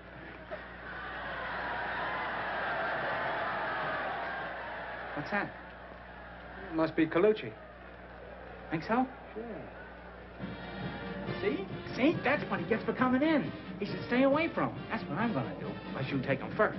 Hey, you won't let him come into you. Hey, box him. Box him. Spear him going away. That's what I'm gonna do. Box his ears off. Unless you take him first. Thanks for coming out. Where's Colucci? Just took him away. All busted up. You see? That's what he gets for coming in. Yeah, I know. Okay, let's go. No, not you, kid. I want Smith. Who? Me? Still trying to get my goat, huh? All set, kid? Well, yeah, but... No, I've only got one hand bandaged. Okay, we'll tape the other one in the ring. Come on. Well, you're all right now, aren't you, Dorney? Are you turning chicken? Me? I'll box his ears off. His ears are upstairs. Come on. Good luck, kid. Right to the jaw, a left to the face. Boy, is he a killer. Is he murderous? The bull lands a terrific right to Smith's jaw, and Smith is down. It is better for Smith if he stays down, because this is downright murder. Smith's face is red pulp. Red pulp. 8, 9, 10, and Smith's out. Am I glad that's over. Now, the next fighter to meet the bull is Jack Dorney.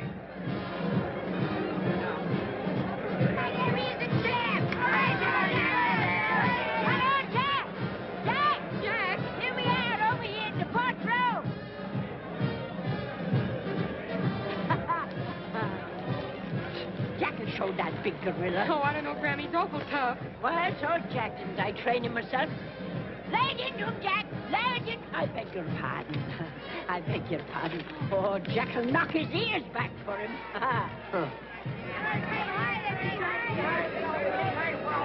You better do all you gotta know. It'll be over in a minute. Give me the back of me. Hey, Johnny. Hey, Johnny. Hey, there's a guy down there calling you, kid. How are you, Johnny? Know him? Never seen him before in my life.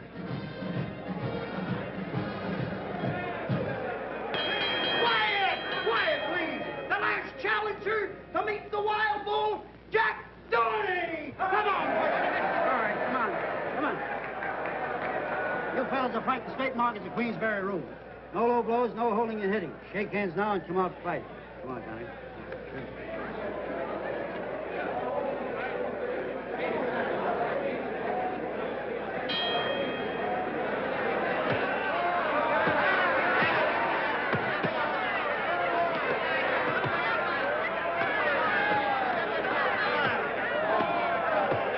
Hit him! Don't hit you, hit him! Crack down, you silk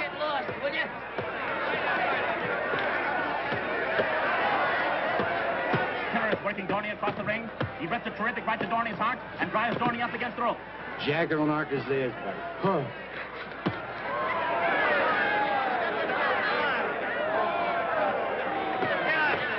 That's it, cut him! Cut him, Jack, cut him where he can't take it. Get a bread biscuit, get a bread biscuit. To the left, some more left.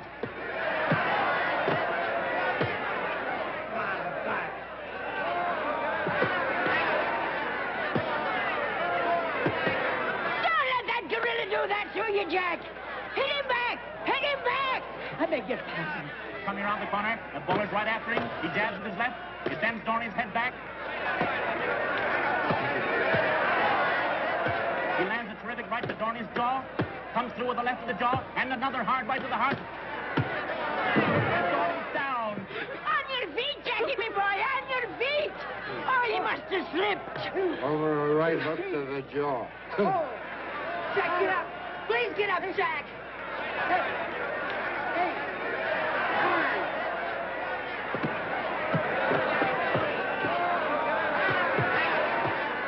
Shock him! Shock him! Mow him down! I beg your pardon.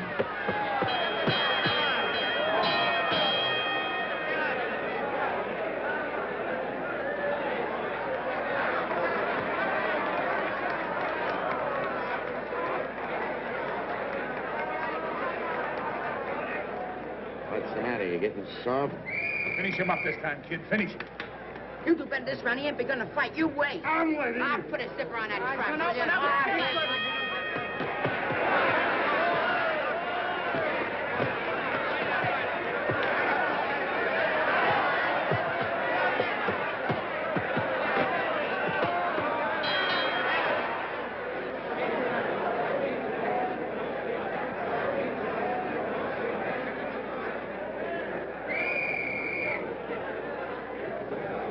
Now, get up.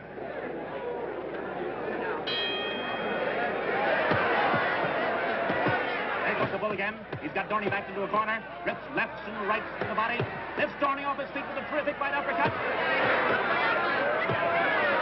There he goes. Dorney's down from a terrific right to the jaw. Get up, Jackie! Get up! Do you hear me? Didn't I hear someone say she trained that palooka? He's up! He's up! But not for long.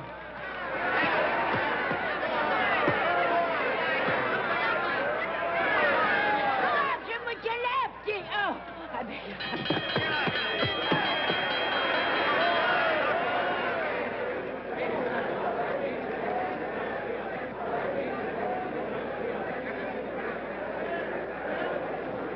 Jack, I can make a great fight out of you if that guy don't kill you. I don't know whether I'll need a manager or not. This is only costing us $1,500. Do you think that's hay, you dope? Well, the bell saved him. The bell saved him. If you'd taken him in the first round, there wouldn't have been no bells. How'd you like to fight? If this goes one more round, you'll pay, sweetheart, not me. Ah.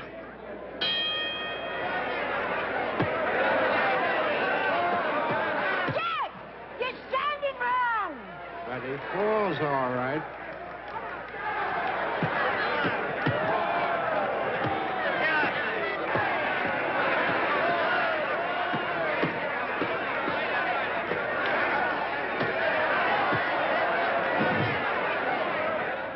You ain't gonna let that big palooka lick you. Are you, Johnny? Come on, quit stalling. Stick out that right and sink that left. I know who you are, Southpaw. You ain't fool. 6, 7, 8, 9.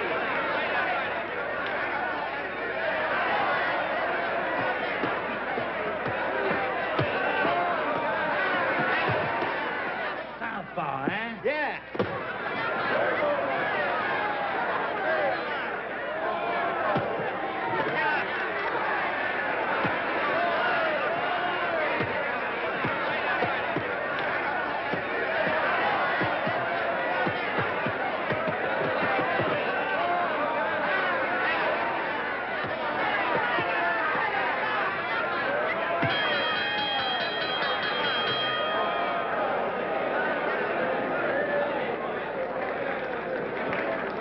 What did I tell you? Ah, pipe down. Say that again. Pipe down.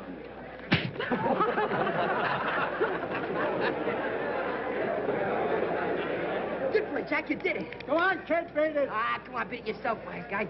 Attaboy, Jack. Attaboy. We got the dough now. You can quit. Not yet. Yeah, but you're all cut up, Jack, and we don't need any more dough. I still need some more. Go on, scram. But, Jack, you're all... Kid, hard with the left. Here, take a whiff of this.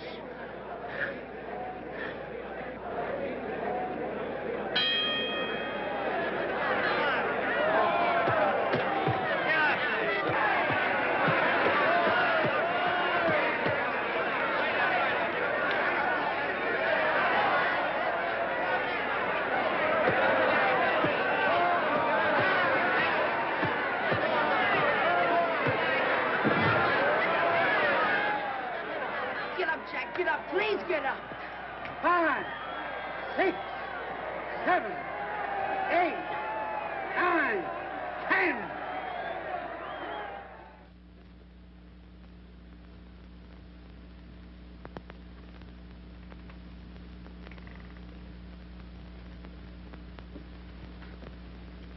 What do you think, Doc? Well, he took a pretty bad beating, but he'll come out of it all right. Jack. Jack, are you all right? How is he, Doctor? Just about the same. Oh, Jack, get up. Do you hear? Get up. Did you try vinegar? We've done all we can for him. Well, you ain't going to do much with that silly little tin ear trumpet, you know. Oh, Jack, come out of it, please. Oh, Jackie, come out of it. You're all right. Listen, he did it all for us. He went off and got himself killed just for us. Oh, Jackie, it's all right, dear. We got the money. Oh, my head. How are you, Johnny? Jack's the name. Who's he? Oh, he's just a friend of mine. Oh, boy. You fought a good fight, you know you did. Hey, good boy, Jack. He never went Yeah, so I says, who's got a better right in there but his brothers? How you feeling, Jack? I feel fine. Yeah, what did I tell you? Just a little winded, that's all. Give him another chance with that gorilla and he'd take him, wouldn't you? I gotta go now. Go? I mean, I gotta get dressed. Come on now, boys. Come on. Get out of here. Oh, go sit down. Take it easy. We're gonna have a real good party. See you at the ranch, Jack. Go on, go on. I'll wait outside for you. All right.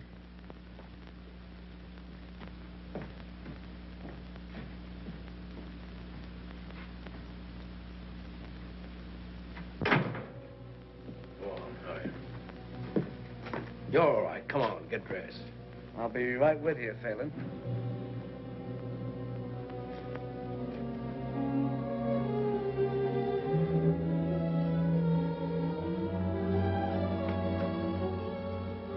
Jack, are you all right now? I'm fine.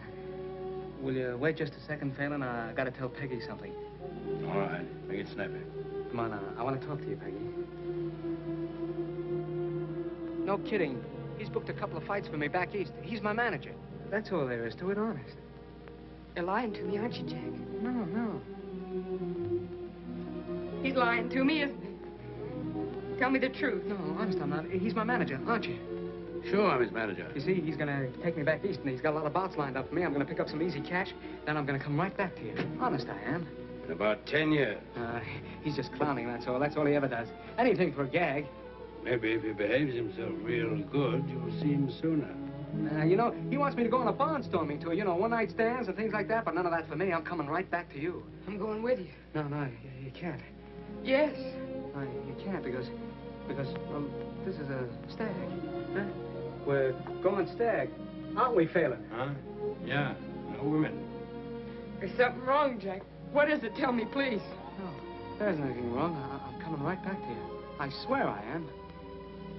I don't care if you've done anything wrong, honey. I'm sticking with you. You gotta stick with Grandma and the kids.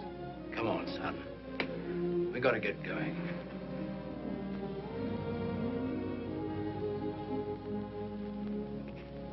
I won't go to the station with you, Jack. If you'll just kiss me once and then go quickly. Because if you don't, I'm going to make an awful mess of it.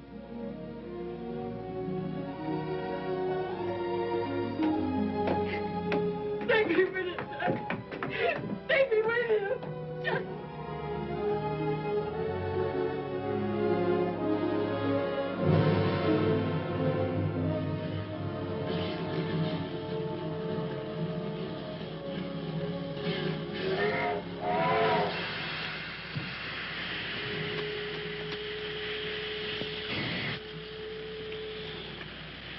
You know, Phelan, you would have made a great detective if you had started sooner. Well, I'm not complaining.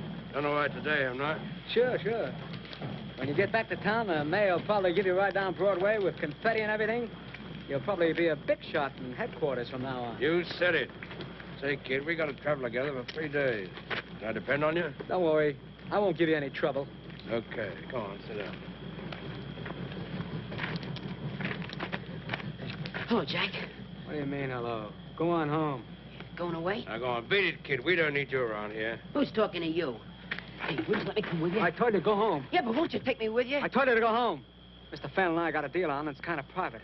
I'd like to take you with me, but I can't. It's a big deal. Ain't it so? That's right. Now, go on away, kid. You see, you got to go back and get that gas station started. You know, it was your idea.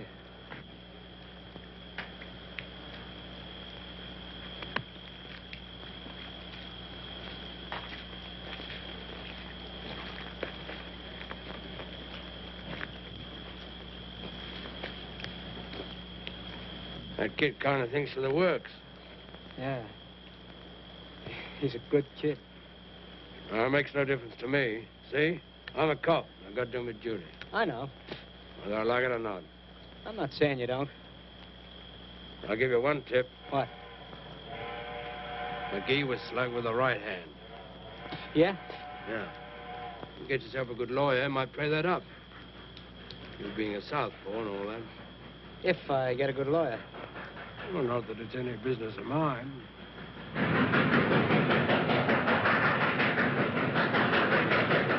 Here she is now. Now, let's go. That's a swell-looking dame you're leaving behind, kid. I feel kind of sorry for her. All right, all right. Come on. That guy I sent out, the guy that burned, he had a wife. When that dame said goodbye to you, she looked just like her.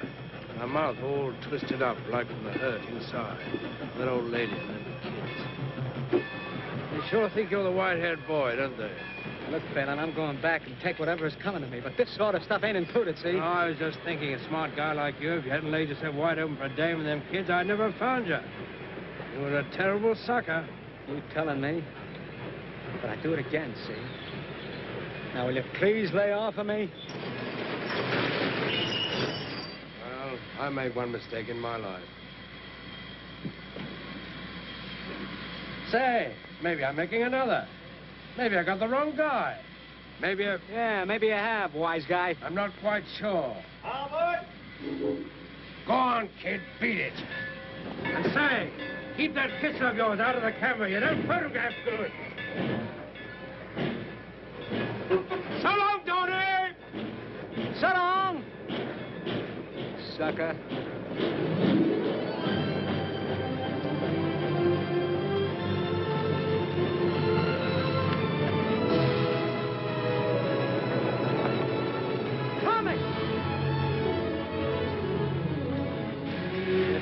Fool kid, where do you think you're going? With you. Then come on.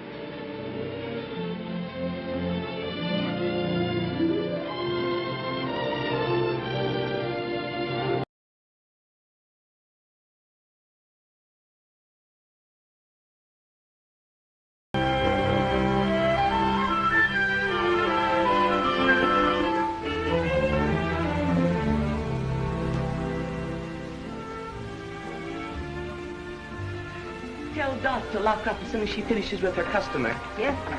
Good night. Good night. Miss Petty say you lock up, Miss Bronson. Okay, I'm all through anyway. Sorry to keep you so late, honey. Oh, that's all right. Ooh, not bad. Thank you. Mind if I help you on with this? I've always been crazy to touch a beautiful fur coat. Is that so? Why don't you try it on? Thanks.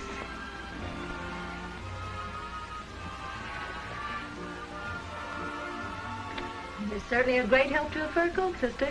With what you've got, you could go places. That's what I want to do. Go places. But I don't want to hitchhike. You wouldn't have to.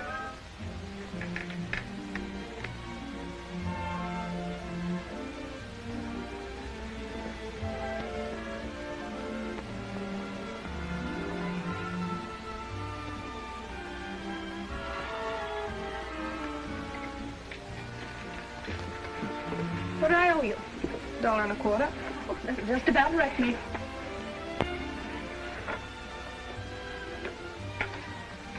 That's for the hairdo. That's for you. $5? Thanks. Forget it.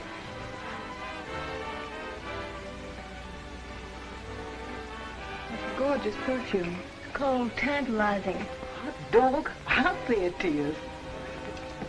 I bet it's expensive. $50 an ounce.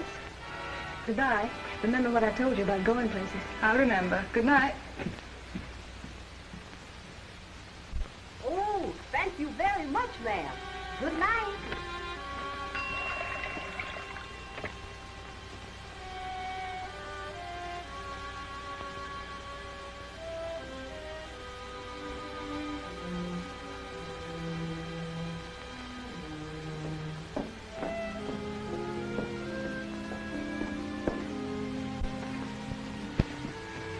Some lady, she gave me $1. Swell. I wonder how a body goes about getting one of them fur coats. I don't know yet, but I'm going to find out. Maybe if a gal gets herself the right man. Maybe. We better get out of here before there's no customers. Anybody home? Yes, sir, Mr. Joe. Hello, honey. Hello, Joe. Well, I guess you folks can lock up. Good night. Good night. You going out? Sure. We'll drive down to Mike's place for a hamburger. Grab ourselves a couple of dances and take in a movie, maybe. You talk like ready money. Aunt Annie die, leave you $1 million? As I passed by the barber shop, Jack Marvin hailed me and paid me that $40 he's been owing for 2 months. Well. Say, how's about us skipping the hamburgers for a change and going out to that new roadhouse? At $2.50 a head? Oh, we can't afford it, Dot. Oh, just this once. Why are you always wanting to throw money away? Gosh, if I listened to you, we'd never save enough to get married. All right, forget it. Don't get sore. Someday we'll be able to... There'll be no someday for us. I'm sick of riding in a dirty jalopy that smells of old tires and greasy overalls, and I'm sick of eating hamburgers and dancing in two-bit roadside joints. Oh, now listen. Someone just came in. You'd better go. All right, honey. You want it that way. Hello there. I want that door the fella give you down in front of the barber shop. What's the idea? It's what the newspapers call a stick-up. Make it snappy. Take a crack at him, Joe. No, that wouldn't be very smart. The dough. Well, I need that money. I have to meet a bill in the morning. Don't stand there pleading with him. Please, Dot, keep out of this. Don't worry, she will. You notice she's asking you to take all the chances, don't you? Is that so? Yeah. And you stay right where you are.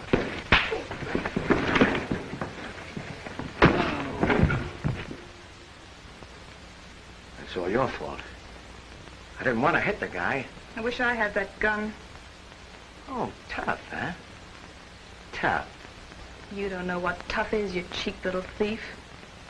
So you think it's big to march in here with a gun and say, make it snappy.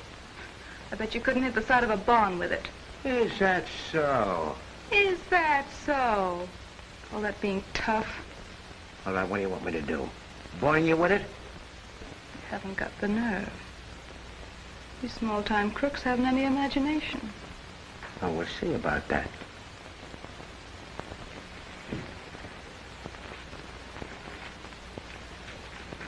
Come on. Come on, where? You're going to drive me out of town in a boyfriend's car. We haven't even been introduced. Freddie's the name. Get going. Are you going to plead guilty or not guilty? I won't be around that long. Stop the car. Let me out. Why stop?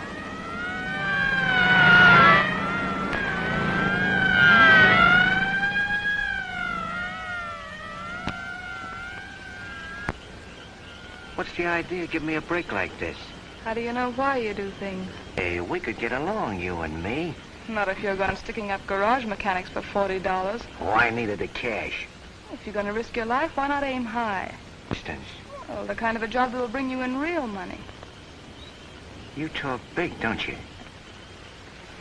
I think big. And that's the way I want to live. Big. Maybe you got the right idea.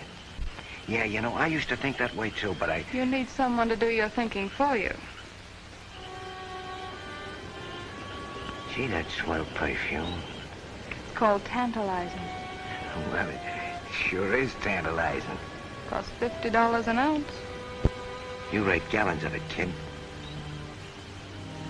And you're to get it for me. If you say so, I'll get you the water. Yeah, now. I'll put a fence around it for you. You're crazy, Alec. If the chief wasn't on his vacation, we'd get action instead of taking pictures of fingerprints. I'm going to send these to a place where they've got over 10 million fingerprints on file. What? Yeah.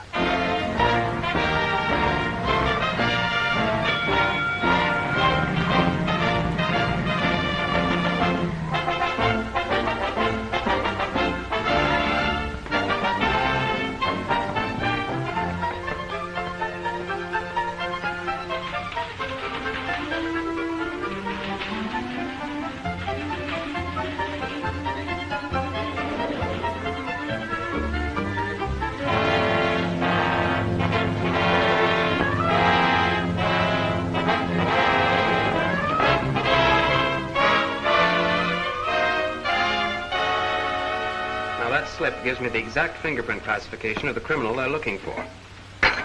I'll just set the machine to that particular combination. Right there. Now, if we have his fingerprints, his card will fall into that pocket right down there when it matches up with the way the machine is set.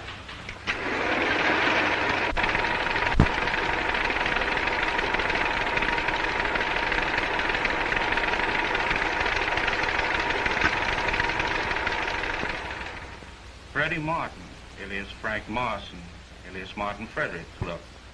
Sentenced 2 years. Parole after 6 months. Filling station stick-up. Released. No identification. Just a small-time crook. No federal offense. Not yet. Yes, sir. Take a telegram. Air mailing you photos and complete record today. Federal Bureau of Investigation. Well, things have certainly changed since we started in this business. Now, here's a crook we've never seen and ain't likely to see. But in 24 hours, we'll know all about him. According to that telegram, I guess our crime wave is about over. I guess so. Well, he's probably moved on to some other town. Well, I had enough practice for today. There's got to be a best in everything. And that's what I'm going to make you, the best. Yeah, before I met you, I was doing all right. At least I was free. I could do one of it. You're still free. You can go. Nobody's stopping you. I know. But I can't. It's just like I'm chained to you. I want you to tell me something. And I want you to tell me straight and on the level. I love you. That's what you want me to tell you, isn't it? Yeah. Yeah, that's what I want you to tell me. But I'm trying to make myself believe that you mean it. Believe it, then. Believe it. Because if you don't, you haven't got anything. Now, let's try again. You keep saying to yourself, I'm a big guy behind this gun. Nothing can stop me. Okay. Nothing can stop me. That's right.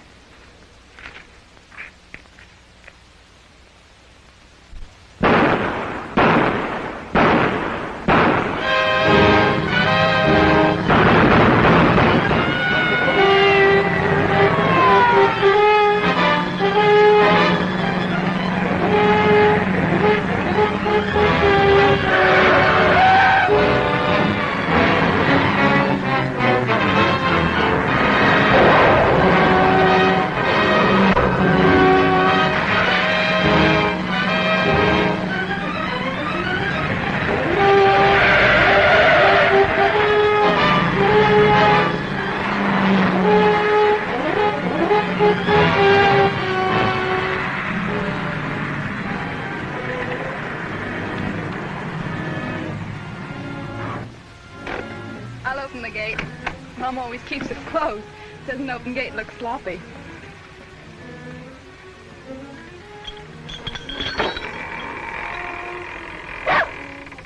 Toby! Come here, old boy.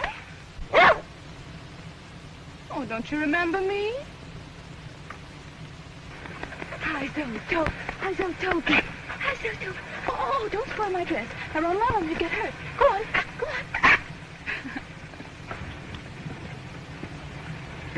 Funny-looking pooch. What is he, a bird dog? Nah, just a mutt.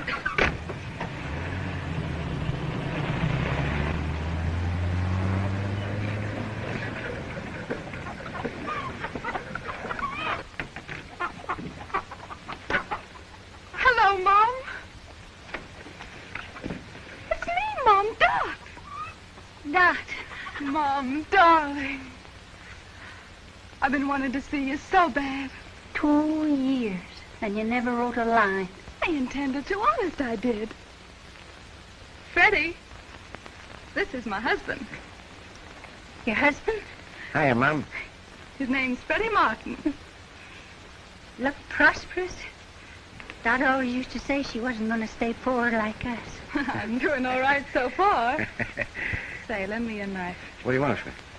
You'll see.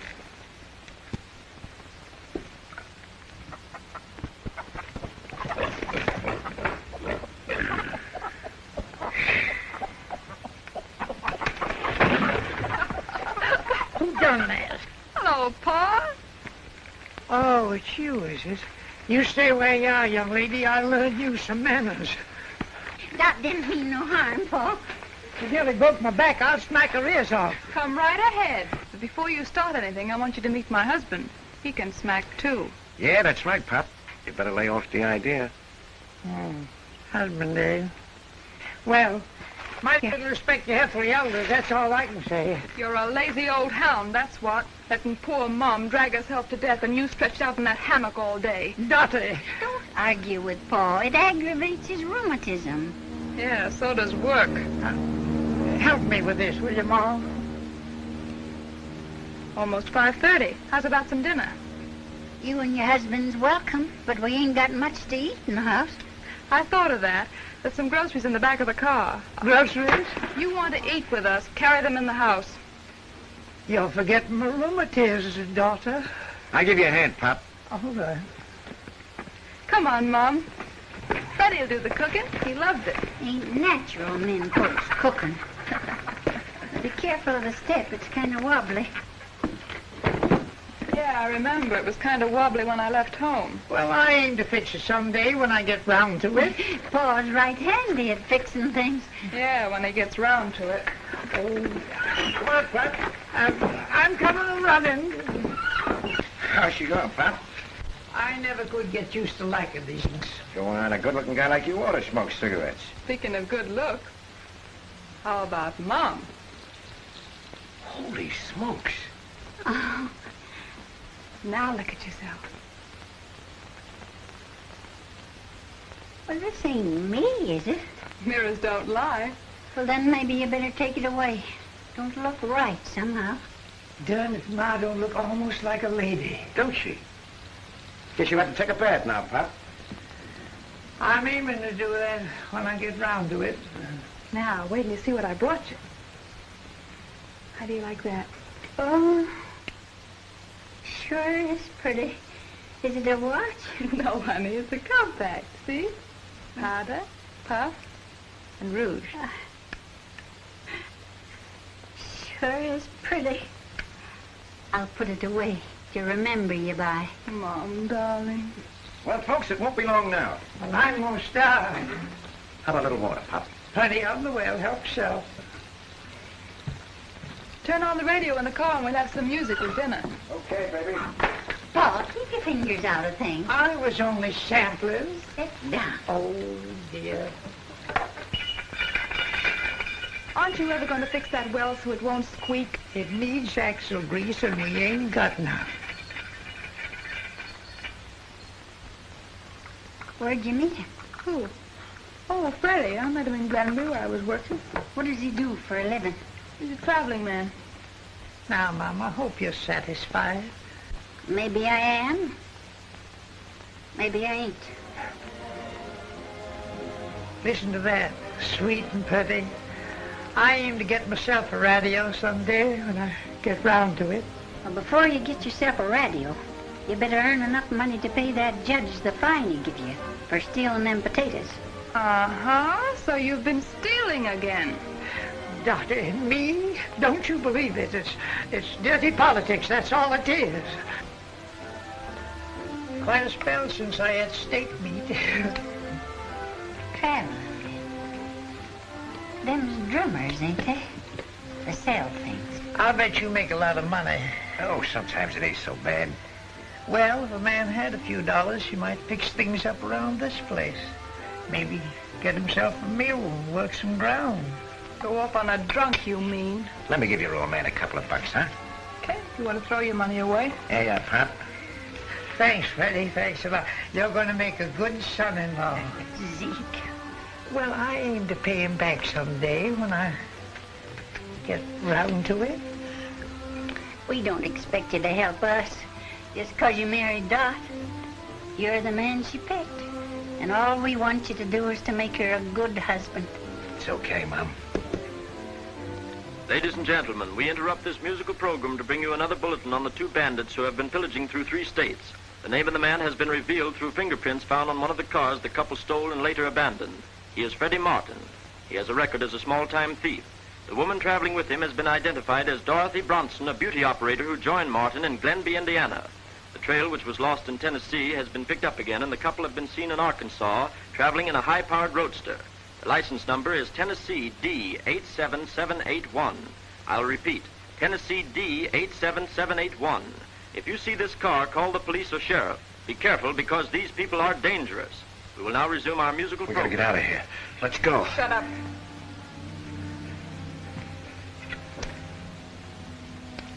Zeke, give that man back his money. Take it easy, Ma. Dot's our daughter. You ain't turning your hand against her, are you? Give that man back his money.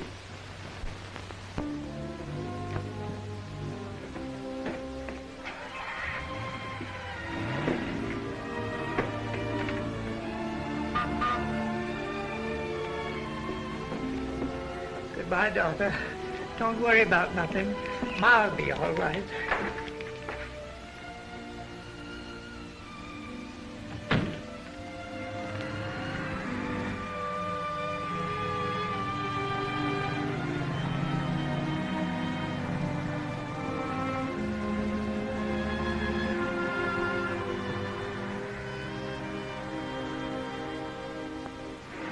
Big bank robbery. Extra paper. Big bank robbery. Big bank robbery. Read all about it. Extra. Extra paper. Paper. Read all about it. Read it. Take a look. Big bank robbery. Extra paper. What do you think pulled it? Sounds like Mutt Flagler. Who's he? Who's he?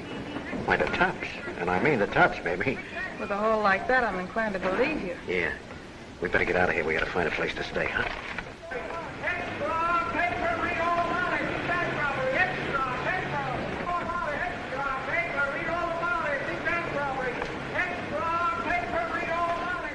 Hello? Field Division. Just a moment. He's busy. Thanks for the vacation, Gordon. I'm all worn out. You don't know how I appreciate it. Well, you deserve it. I hope you catch the limit. You are looking at the limit man of his generation. Before I start, I want you to understand I am not one to brag. Oh, I understand. Griswolds have been fishermen for generations. Generally start when they're 4 or 5 years old. I remember as if it was yesterday. My dear old mother lifted me out of the cradle and handed me a These pen are and a Mac string. Flagler's fingerprints, all right. Mm-hmm. I had a hunch he's right here in town. Yeah, I wouldn't be surprised. Well, I'll see you in a couple of weeks. Get Dan Waldron. Look over all the places Matt might be hiding out. Well, I can go fishing any time, I guess. This is going to be the most embarrassing moment of Daniel's life. With this ring, I thee wed. I now pronounce you man and wife. Congratulations, Mr. Waldron. Thank you, sir. Yeah, me too. Look who's here. The superstitious husband who never goes to weddings. Hello, darling. I knew you'd break down. Break down. Not me, not yet. Can I speak to you alone for a minute? What is this? I know you had your tickets bought, and I know your baggage is in the plane, and I'm sure little Ruthie's got her heart set on Honolulu. Well, sure, we're practically there. This is our vacation. It was your vacation. Certain Mr. Flagler is back in town again. Oh. Oh, look, honey, That's all right, dear. Our wedding was postponed 3 times, so... So, why not the honeymoon? Yeah, that's right. That makes sense, doesn't it? Well, I guess it'll have to. Well, honey, Be careful, Dan. Oh, don't worry. You go with Helen and we'll be along later, okay? So long, Mama. Take care of yourself, Pete, won't you? Sure I will. I'm all I got to bring home to you. Come on, Dan, before Flagler gets out of town.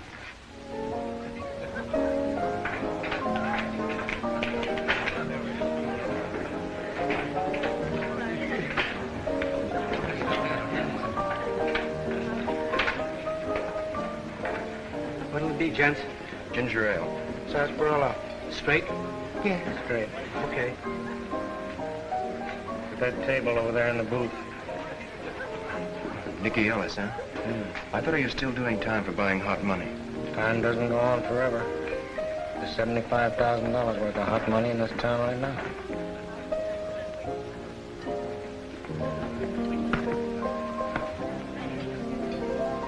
A little nutmeg and a couple of straws. Want me to drink it for you, too? Yeah, go ahead, will you? What's your hurry, Nicky? No hurry at all. We're going this way. Where's Matt Flagler? I wouldn't be knowing. The name ain't even familiar to me. This town's way below your deadline, Nicky. You wouldn't be taking a chance coming around here for nothing. Let's step in here. Look 'em over. No gun, gents. And no knife. Not even a bomb. Madame Thompson, exclusive hats for lady. Okay, keep it chained.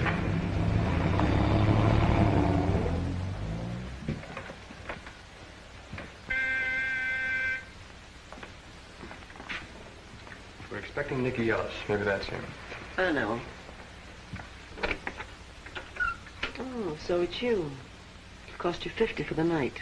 That'll be okay. Oh, hello, Kylie. What are you doing here? I call your inquiries at the information desk. I'm sorry, I was just asking. What goes on? Guests. I'll have to put you in back. Come on back in here. Matt Flagler. The name ain't Flagler, get it? Sure, I get it. Don't act so tough. You were pretty busy this afternoon, weren't you? I don't know what you're talking about. Reddy says you're the tops. That's all? What do you think? You've already got my vote. Say, you're not so hard to take. A little jealous. How's about taking me and Freddie on? That gun-crazy screwball, I wouldn't have him with me. Just a bunch of smart guys, eh? All right, be smart. But someday you'll hear from Freddie and me. We know where we're going. Yeah? So do I. The Rock House. You're all right. Come on in, have a drink. I'll answer it. If her name is Sue, I ain't in. Hello? Wait a minute, boys. How long ago? Right. That was Mike. He said the feds are out tonight looking over every joint in town. They just left Smoky's. And they'll be here next. Get Matt. Yeah? Matt, can I see you a minute? Excuse me. What is it? The feds. We just got a tip. That means we can't wait for Nicky. Get the car ready, run back. What about Martin? What about him? If they don't grab the dame, tell her to stay here and wait for me. Okay. I almost forgot. We better go upstairs and get dressed or we'll be late for that appointment. All right. Good night, Mrs. Martin. Good night. Stick around, Freddie. Maybe I can fix you up. That'll be swell, thanks. Good night, gorgeous. Good night. What's the idea? We're getting out of here. Remember, you don't know from nothing. Good luck. Well, let's shoulder it. My friend, it's a pleasure. This is one time we don't need a warrant. What is it, gentlemen? Madam Thompson? Yes. You sell hats? Ladies' hats. Good night. Just a minute. We're from the Federal Bureau of Investigation.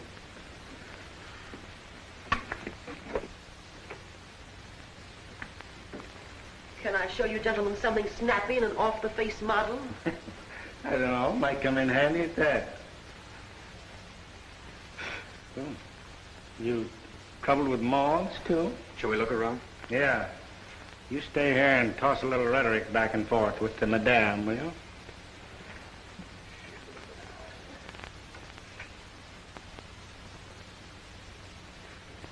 Oh, I beg your pardon. I hope I'm not intruding. What do you want? Just your names, that's all. Mr. and Mrs. Astorbilt. Oh, I beg your pardon. Of course. I should have known. Are you trying to... Shut up. We're just staying here, if that's what you want to know. What about Mr. Flagler? Never heard of him. All right. Have it your own way. Just raise your hands, both of you. Something? I don't know yet. What do you think? Small fish, I'd say. Sometimes they like to swim around with whales. What is this, a pinch? Oh, no, of course not. What are we being arrested for? Plenty, my child. It'll be a long list. Get your wraps.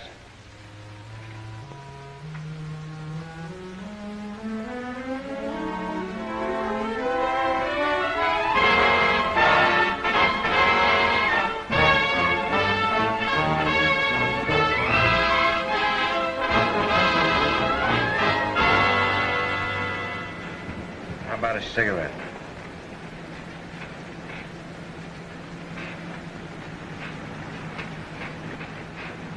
How are things in dear old Glenby?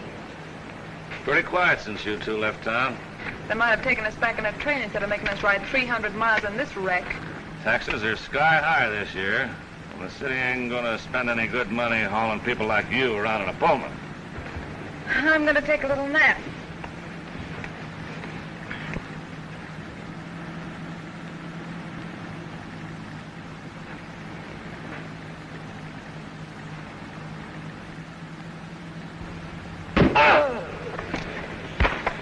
Keep your hands on the wheel. Now turn off the road and stop.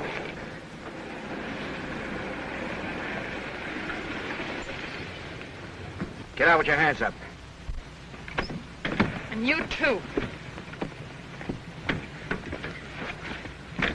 Grab his gun, Dot. Unlock these handcuffs. Come on, you heard her.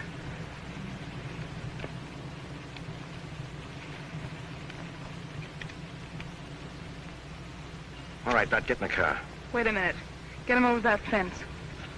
Get over there. Come on, get your arm over here. Get your arm through here. Now, maybe you guys will be more comfortable. You sure get ideas, kid. The idea now is to get out of here fast. Right. So long, boys. Hope the mosquitoes don't bite you.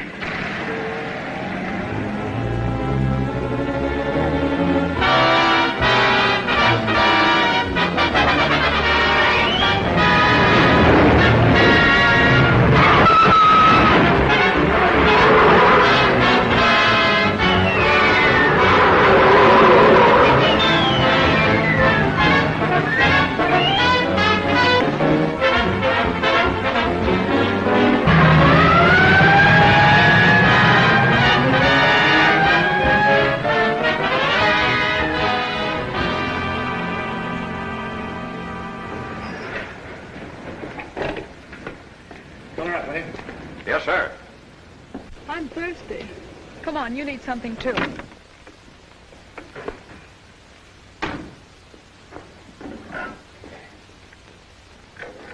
Honey, what are you drinking? Something cold.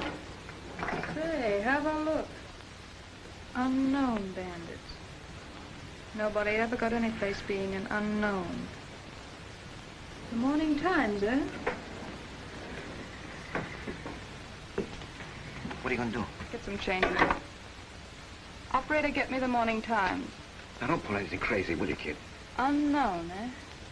I'm going to give you a reputation. Just a minute. Give me 2 bits. Hello, Morning Times? Give me the editor. Never mind who this is. Just give me the editor or I'll call another paper. Now, wait a minute, kid. What are you going to tell him? You listen.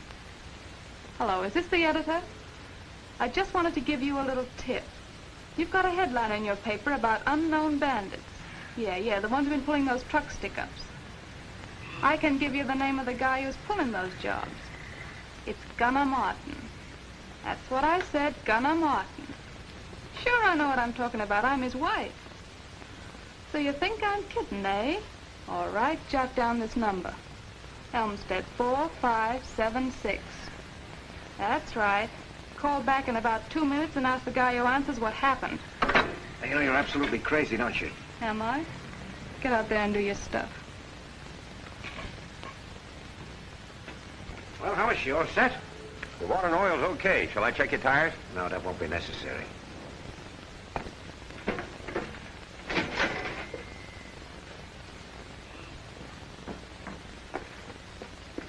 Here's a little souvenir for you. Cartridge fired by Freddie Martin. Gunner Martin, you know. Thanks. You better answer your phone. And don't forget, the name is Gunner Martin.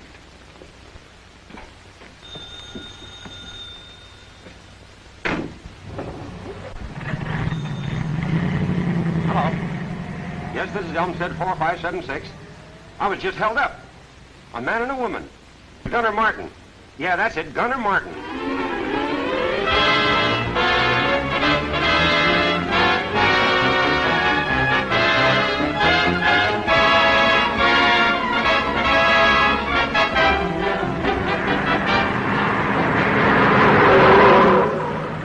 You sure we're on their trail? What's my... Oh, yeah. Yeah, I know exactly where they're going.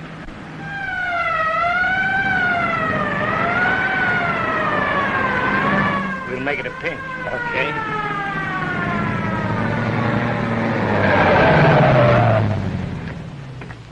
Now look, officer, I'm on my honeymoon.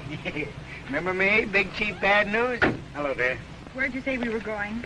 Cheer up. When you see the place we got picked out for you the next time. I can just imagine. We've already had Honolulu, Alaska, Havana, and now Niagara Falls. I don't want to rush you folks, but you and I have got a date to have tea and crumpets with Mr. and Mrs. Gunner Martin.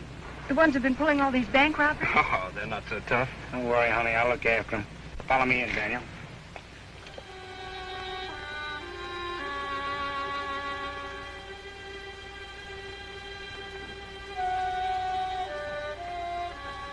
$150 for a bottle of perfume. That's a lot of dough, kid.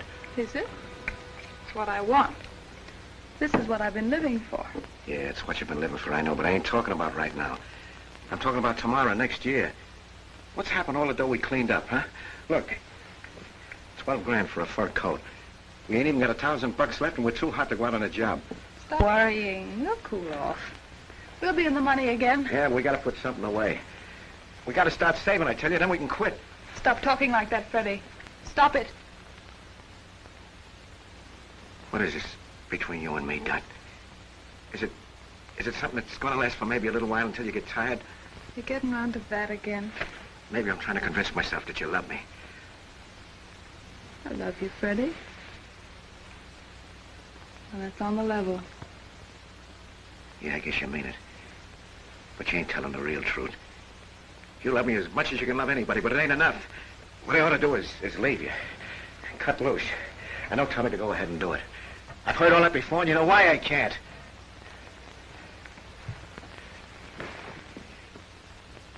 I can't, that's all. Dottie, let's get out of here. Let's go down to your mother's farm, huh? Then maybe you can get a new slant on things. No. Every time I go near that place, I boil inside. And I hate things, everything. Except Mom. Calm down. No one knows we're here except the right people. Remember me? I never forget anyone who leaves me home. Meg. Yeah, I know. I pulled a fast one on you that night at Madame Thompson's, but then I had you figured wrong. Come inside if you want to talk.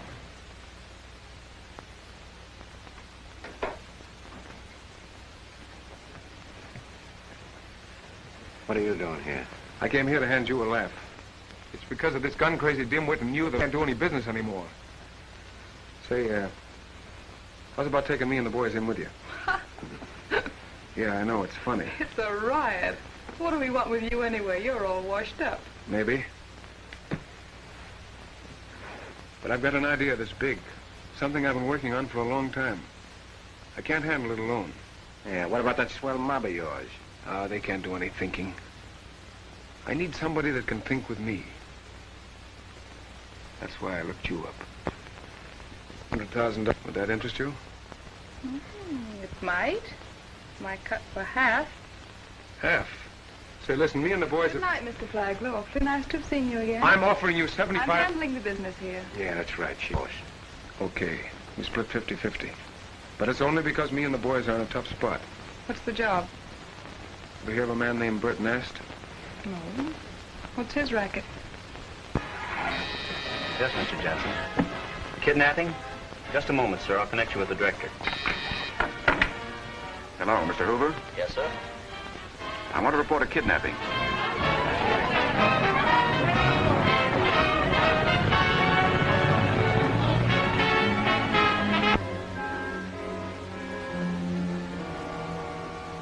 Special delivery, sir.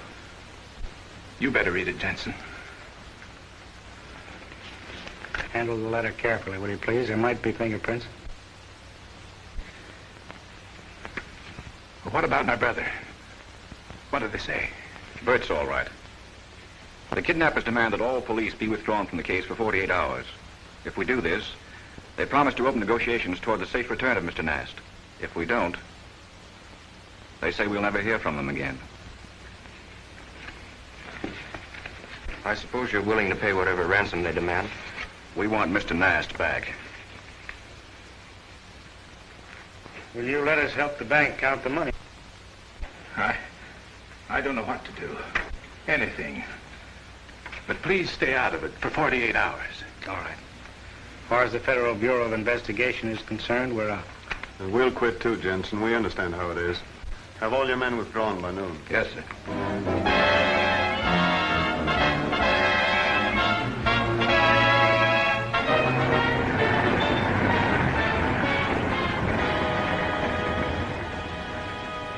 I guess it's the boys.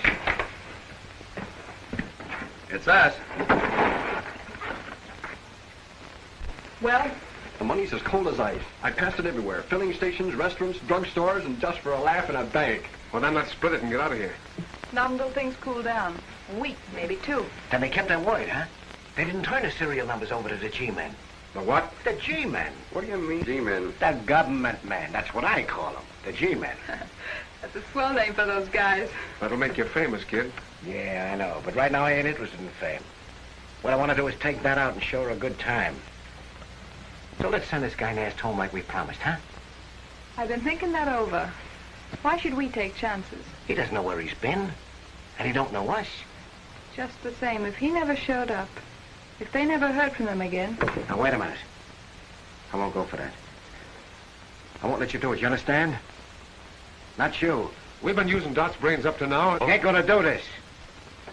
And she knows why I won't let her do it. Because if you do, we're finished. Okay, Freddie.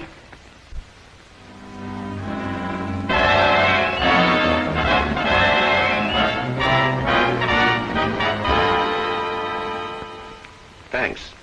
I'm sorry, gentlemen. Sorry, but it's pretty hard to remember all the details. Oh, you're doing fine, Mr. Nast. Just take it easy and don't try to force your memory. You know what I mean? Where were we? We rode for many hours. Question, how many hours? Answer, I don't know exactly. It was night again when the car finally came to its last stop. When they stopped now, what happened? Did you get right out of the car? No. Apparently, there was a gate. Gate, huh? On the road, yes. When one of the men got out to open it, I could hear the rattle of a chain. A chain that held the gate. Yes. One of the men said, half jokingly, "What's the idea of keeping this joint under lock and key?" When the gate was open, the car traveled ahead another 100 yards, I should say, then came to a final stop. One of the men said, "We get out here, Mr. Nast." And someone took me by the arm and led me into the house. How do you know it was a house? Might have been a barn? No, it was a house because there was a stoop. Stoop? Now, this is very important, Mr. Nast. Did you notice how many steps there were on the stoop? One. I remember that distinctly because it was loose and wobbled back and forth. Someone steadied me and we went into the house. Now, just a minute now, Mr. Nast, before we go in the house. Did you hear any sounds at all that you might be able to identify? Let me see. Yes, there was a dog. And when we got near the house, a man's voice that I'd never heard before spoke to the dog and told him to stop barking. Did you hear him call that dog by name? Yes, but for the moment, the name seems to have escaped me. All right, Mr. Nast, let's go in the house now.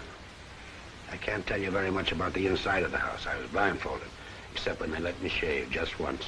Well, couldn't you see any part of the room through the mirror? Very little. It was a small mirror, just a jagged piece of looking glass tacked on the wall. Just a jagged piece of glass, huh? Yeah. And when I finished shaving, he blindfolded me again. Well, how about food? Oh, can't complain. You chicken every day. Any liquor? Well, they offered me some, but I didn't take it. I drank water mostly. Water, huh? Yeah. Did you notice anything about the water? No, I didn't. Get a glass of water, will you, Dan? Did you ever hear any sound of women's voices? No, sir. Yeah, here. Now then, Mr. Nast, you take a little sip of that. Now, the water up there, did it taste anything like it does around here? No, it didn't. That water had a sort of a lime taste. It also tasted metallic. Metallic? Yes. You mean like it had been standing in a metal pail? Yes. And they didn't have any running water in the place? Oh, no, By the way, I just remembered the dog's name is Toby. Toby, huh? See, what were we talking about? Talking about the water. You said they didn't have any running water in the place. Well, they didn't. Came from a well. How could you tell that? The well was in the backyard, and I could hear it because the pulley squeaked. Did you ever hear automobiles? Any sound of any motor in your ears? Any traffic? Occasionally an automobile, but it was their car. I got so I could recognize the sound of their motor. And then there was the plane. Plane? Yes. What plane? A plane flew over the house twice a day, around breakfast time. Every day, just at breakfast time and just at dinner time, without fail? All except one day. We were having dinner one night and the plane didn't pass. You remember what day that was? Yes, it was the 7th day. Well, let's see, that would be last Saturday. Yes. But what does the plane got to do with it? We don't know yet, but we're hoping. I want to thank you ever so much for your patience. I don't think I've been very much help. I suppose I should have tried to get some more clues. You haven't done so bad. Well, I hope you get them. It just burdens me up to think they've got $200,000 of my money. The money's burning them up now. It's what the boys call hot. What's that? Well, we got the serial numbers from the bank before the ransom was paid, and then after you were released, we sent them around all over the country. Well, goodbye, Mr. Nast. Goodbye and thanks. Goodbye, sir. Goodbye.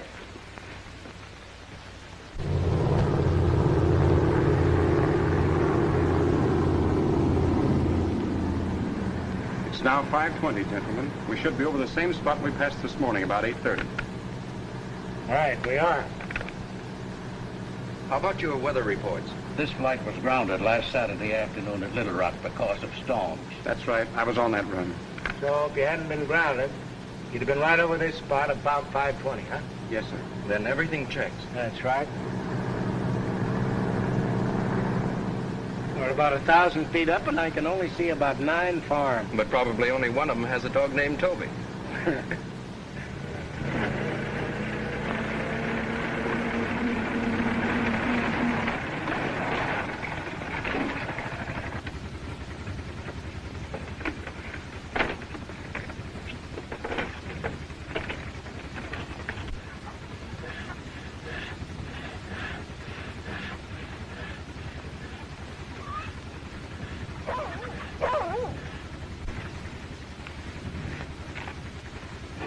Well, I got a dog, all right. And you hope his name's Toby?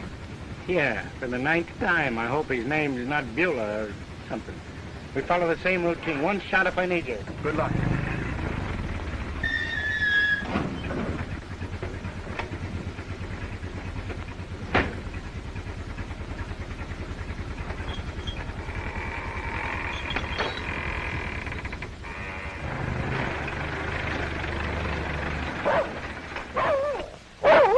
Hey, you shut up.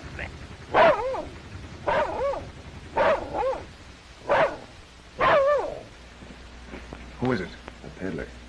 Maybe we'd better... No, we'll stay out of sight. Keep an eye on him. Morning. We don't want no peddlers around here. Oh, I got some mighty fine bargain. We got no money to pay for nothing. No reason to be uncivil, Paul. Oh, thank you, ma'am. Good morning. I'll swap anything, eggs, chickens, pigs. I'll even take a pig. Look here, ma'am. Here's some of the latest material. All right, here you are. That's the latest pattern. Oh, sure is pretty, mister. Makes me an awful nice dress, ma'am. Well, I wasn't thinking about a dress. I was thinking maybe I could have some curtains from my windows. Ma, we don't want no curtains. I've been wanting some curtains for a long time. I ain't never said so to you, but I've been wanting. Oh, is that so? Never can tell, eh, Pop? Just goes to show. Ma'am, you never rest. You see these up against your windows. Come on, mister. Well, I guess he sold Ma a bill of goods, all right. Come in, mister.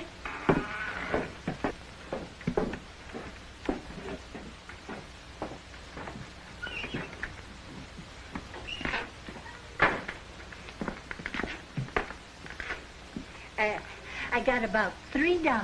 Is that all right? $3? Hmm? I don't know. Well, I guess we can do business.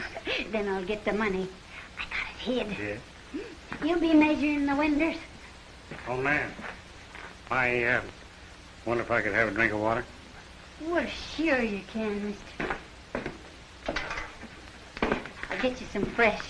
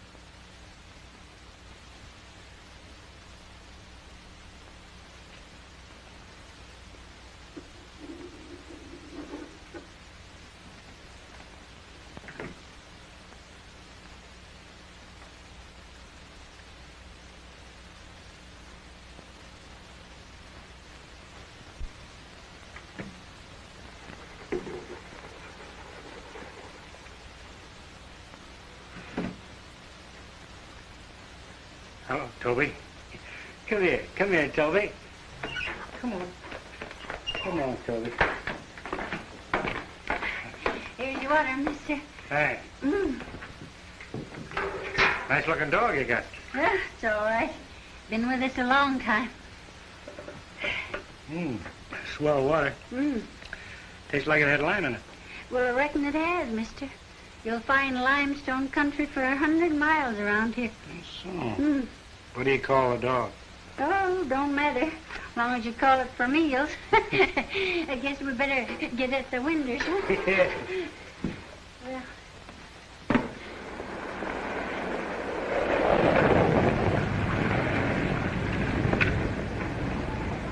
It's Freddie and Dot.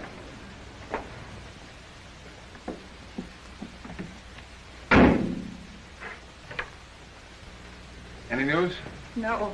What's that truck doing out there? Why, it belongs to a peddler fella. Where is he? He's in the house showing Ma some curtain stuff.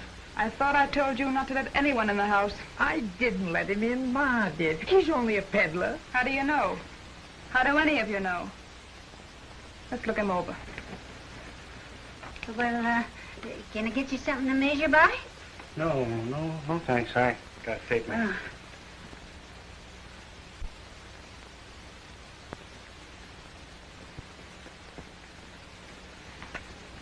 Freddie, look. In that window. It's the G-man who pinched us in Madam Thompson's place. Stop it. You want to hit Mom? Half of us go around front, the rest in back. I can gather it right in there. Sure is pretty. I ain't seen such nice material in a long time. All right, G-man. Lift your hands. Oh, man, looks like you made $3. He must have figured we were pretty dumb to think he could get away with this. Yeah.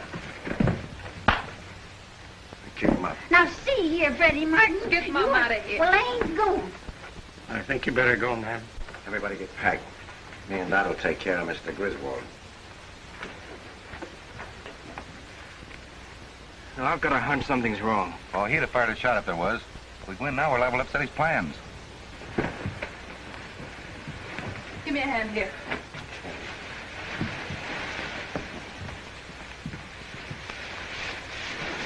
I hope you like fires, Mr. Griswold, because you're going to have a ringside seat at a nice hot one. So, it's all the bunk about you being such a fancy shot, is it, Freddie? Gunner Martin, eh? Why, you couldn't hit the side of a barn at 50 feet. That's the reason you won't take a chance on putting the slug on. You're afraid you might miss. Shut up. I don't know what you're packing a heater for, Freddie. Why don't you wear a watch fob if you like ornaments? Shut up, Copper. I'm going to get mad. Get mad? Why, the boys all know Dottie does your shooting for you. They do, huh? Yeah. All right, I'll show you someone's been kidding you. Let me knock him off, will you? You sap. Can't you see he's trying to get out of being fried? Oh. Give me a match.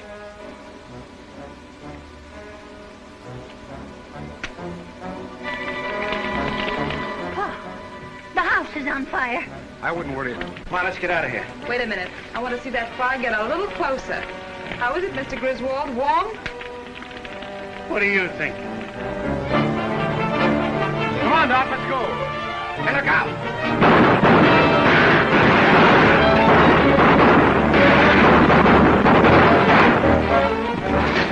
Yacht's full of G-men. Get on the door.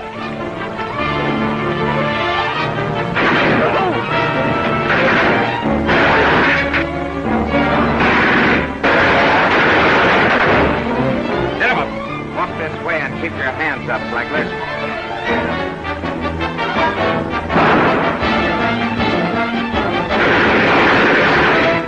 We're getting out of here. Not without Mom.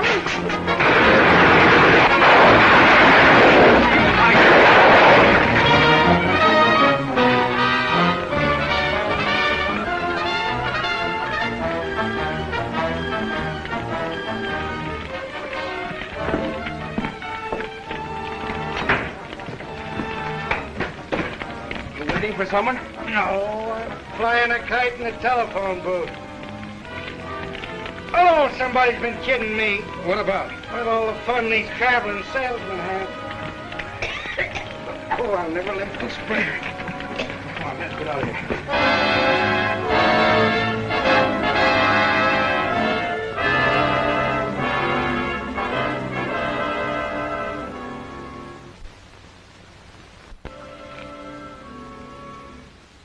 Poor Mom.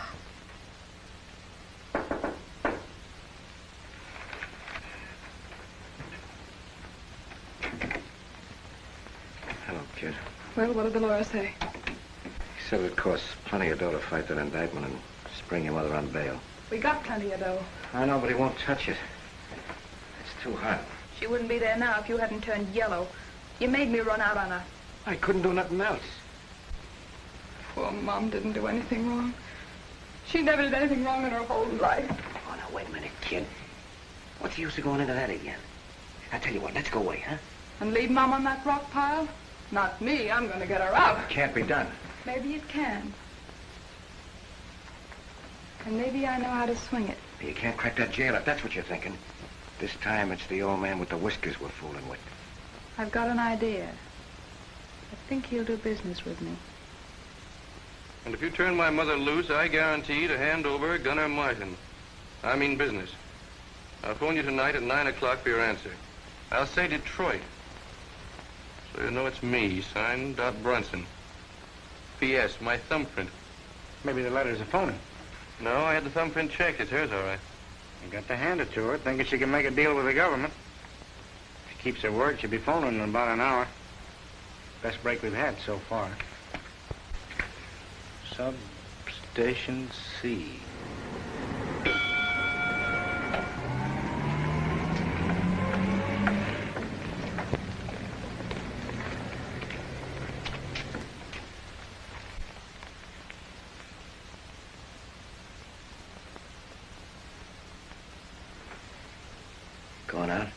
walk? Yeah, I guess I could use a walk myself. We can't go together. It'll be twice as easy for them to pick us up.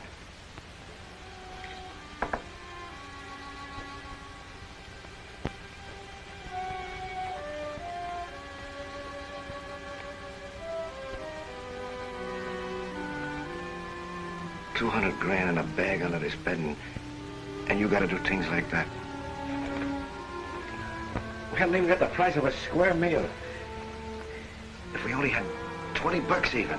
Now, don't start getting ideas. No, I'm not. I'm just talking. You'll be a good boy till I come back, won't you? Yeah, sure. I'm going for a walk so I can think. I got a lot on my mind, Freddie. Yeah, Dot. And I want to help you. I know. Maybe you can. Maybe you will. I want you to know something. I love you, Freddie. Maybe I'm hard and cold like you say, but no matter what I am, I love you. Everything's gonna be okay, kid.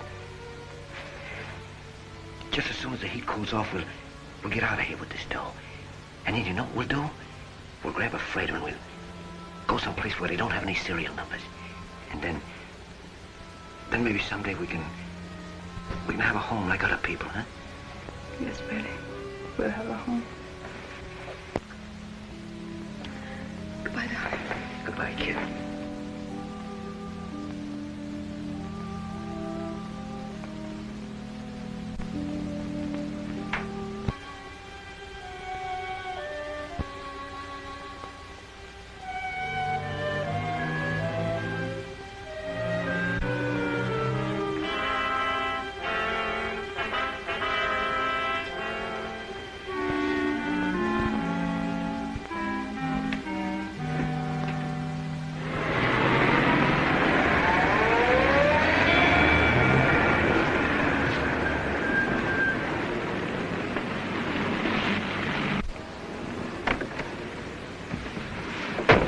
Big idea. When that signal changes, get going. And act natural. Pete, Freddie Martin in the back of that car over there.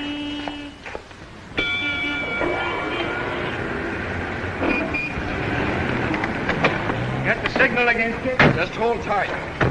Now just hand over your dough and nothing'll happen. Sure, sure. Give me my wallet there. Where is it? In here. Come on, hurry up. I'll tell you when to stop.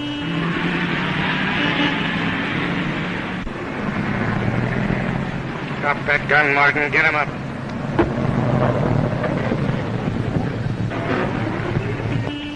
I said keep him up. Take it easy, Freddie. Just relax. It's all over.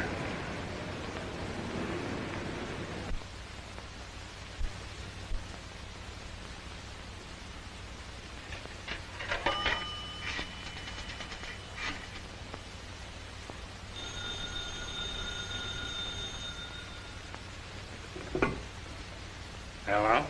Hello? Detroit. Detroit. Hold the phone a minute, Detroit. Somebody wants to talk to you. For you, Freddie. Hello. I gave you the password once. Detroit. Who's talking? Who is this? Freddie! Dottie! Don't tell him where I am. Don't go yellow. No, you know I wouldn't do that. No. Yeah, sure. I know you told me to stay inside. Then why didn't you do it? Well, it was for you, kid. You wanted that bottle of perfume. Oh, you fool. I wanted a bottle of perfume. Yeah, I know, but I thought... You never did think, you small-time sneak thief. I did your thinking for you. I tried to pound something into that thick skull of yours. I tried to make you a big shot. Yeah, what do I get? It'll be a lifetime in Alcatraz, yeah. Kid, I'm afraid it's finished. No, Freddie. You're not in Alcatraz, not yet. Now, listen. Keep your mouth shut. Why do you think they're letting us talk? Just so they can trace this call and try and grab me. Well, this is for you, Mr. G-Man. I'm calling from Mulford, 8370. But before you can do anything about it, I'll be gone. Now, Freddie, don't tell them anything more. Don't tell them where the money is or anything about me, not anything. Just sit tight and keep your mouth shut so I'll have a chance to get away. Dottie, wait a minute. Don't leave me, kid. Dottie! Listen, Dottie! She hung up on you, Freddie.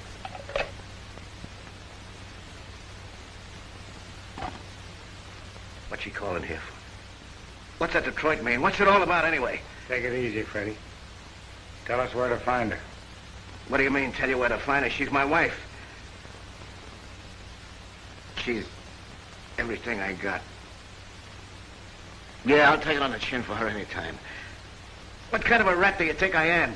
I don't know, Freddie. Read this, and then you tell us what kind of a rat you think she is.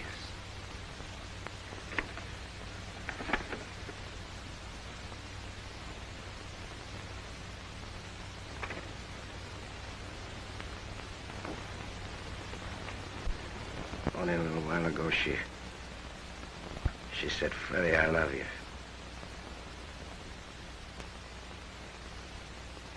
You want to know where she is, huh? You want me to hand her over to you?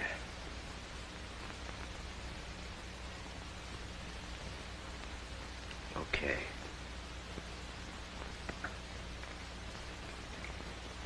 I'll tell you where you can find her. I'll tell you where you can find 200 grand, too.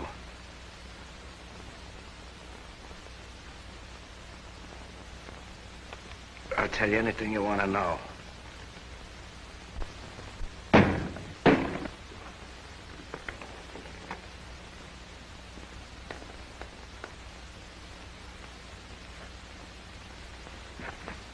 Mm-hmm. Pretty close, anyway. Yeah, but not close enough. She travels fast. She won't travel far. The heat's on and she knows it. She'll hole in somewhere and wait. Tantalizing. Freddie said she was out of perfume. Yeah, I'll say she was. It stuffs water. She must have liked perfume an awful lot. For Freddie to risk his life to get it for her, huh? I think you've got something there. I wouldn't be surprised.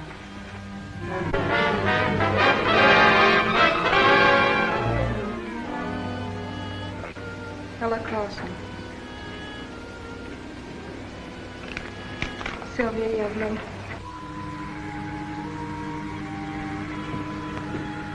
How about it? Everything is okay. Where am I going? What do you care? You get where you're going, the money will be bought. Tip cost you $20,000. When do I leave? You're ready at your place in a half hour. I'll pick you up there and take you out to the boat. I'll be ready. Room 26.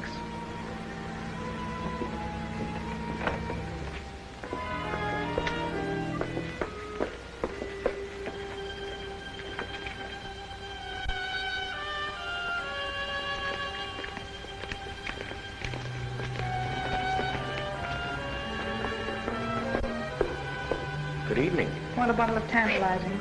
Tantalizing? Smallest bottle, 750 size.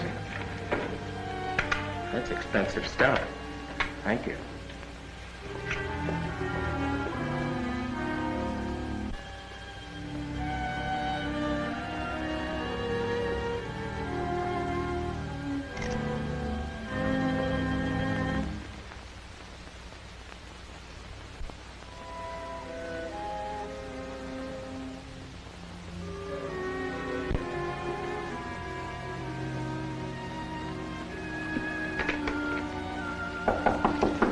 Just a minute.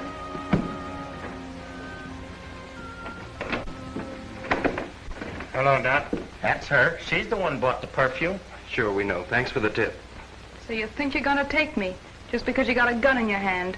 I guess you guys would hesitate to shoot a woman. It looks swell in the papers. G-men killed Doc Martin. You get a medal for being a Class A rat! You can't make me come and let me go! This is Freddie Martin's idea. Let me go! Let me go! Take it easy. Just relax, Dottie. It's all over. Yeah, all over. But it almost wasn't.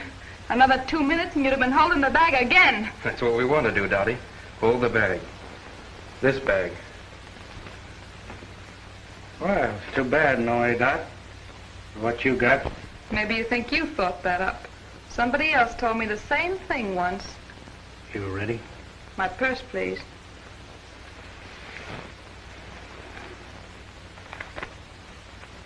Thanks.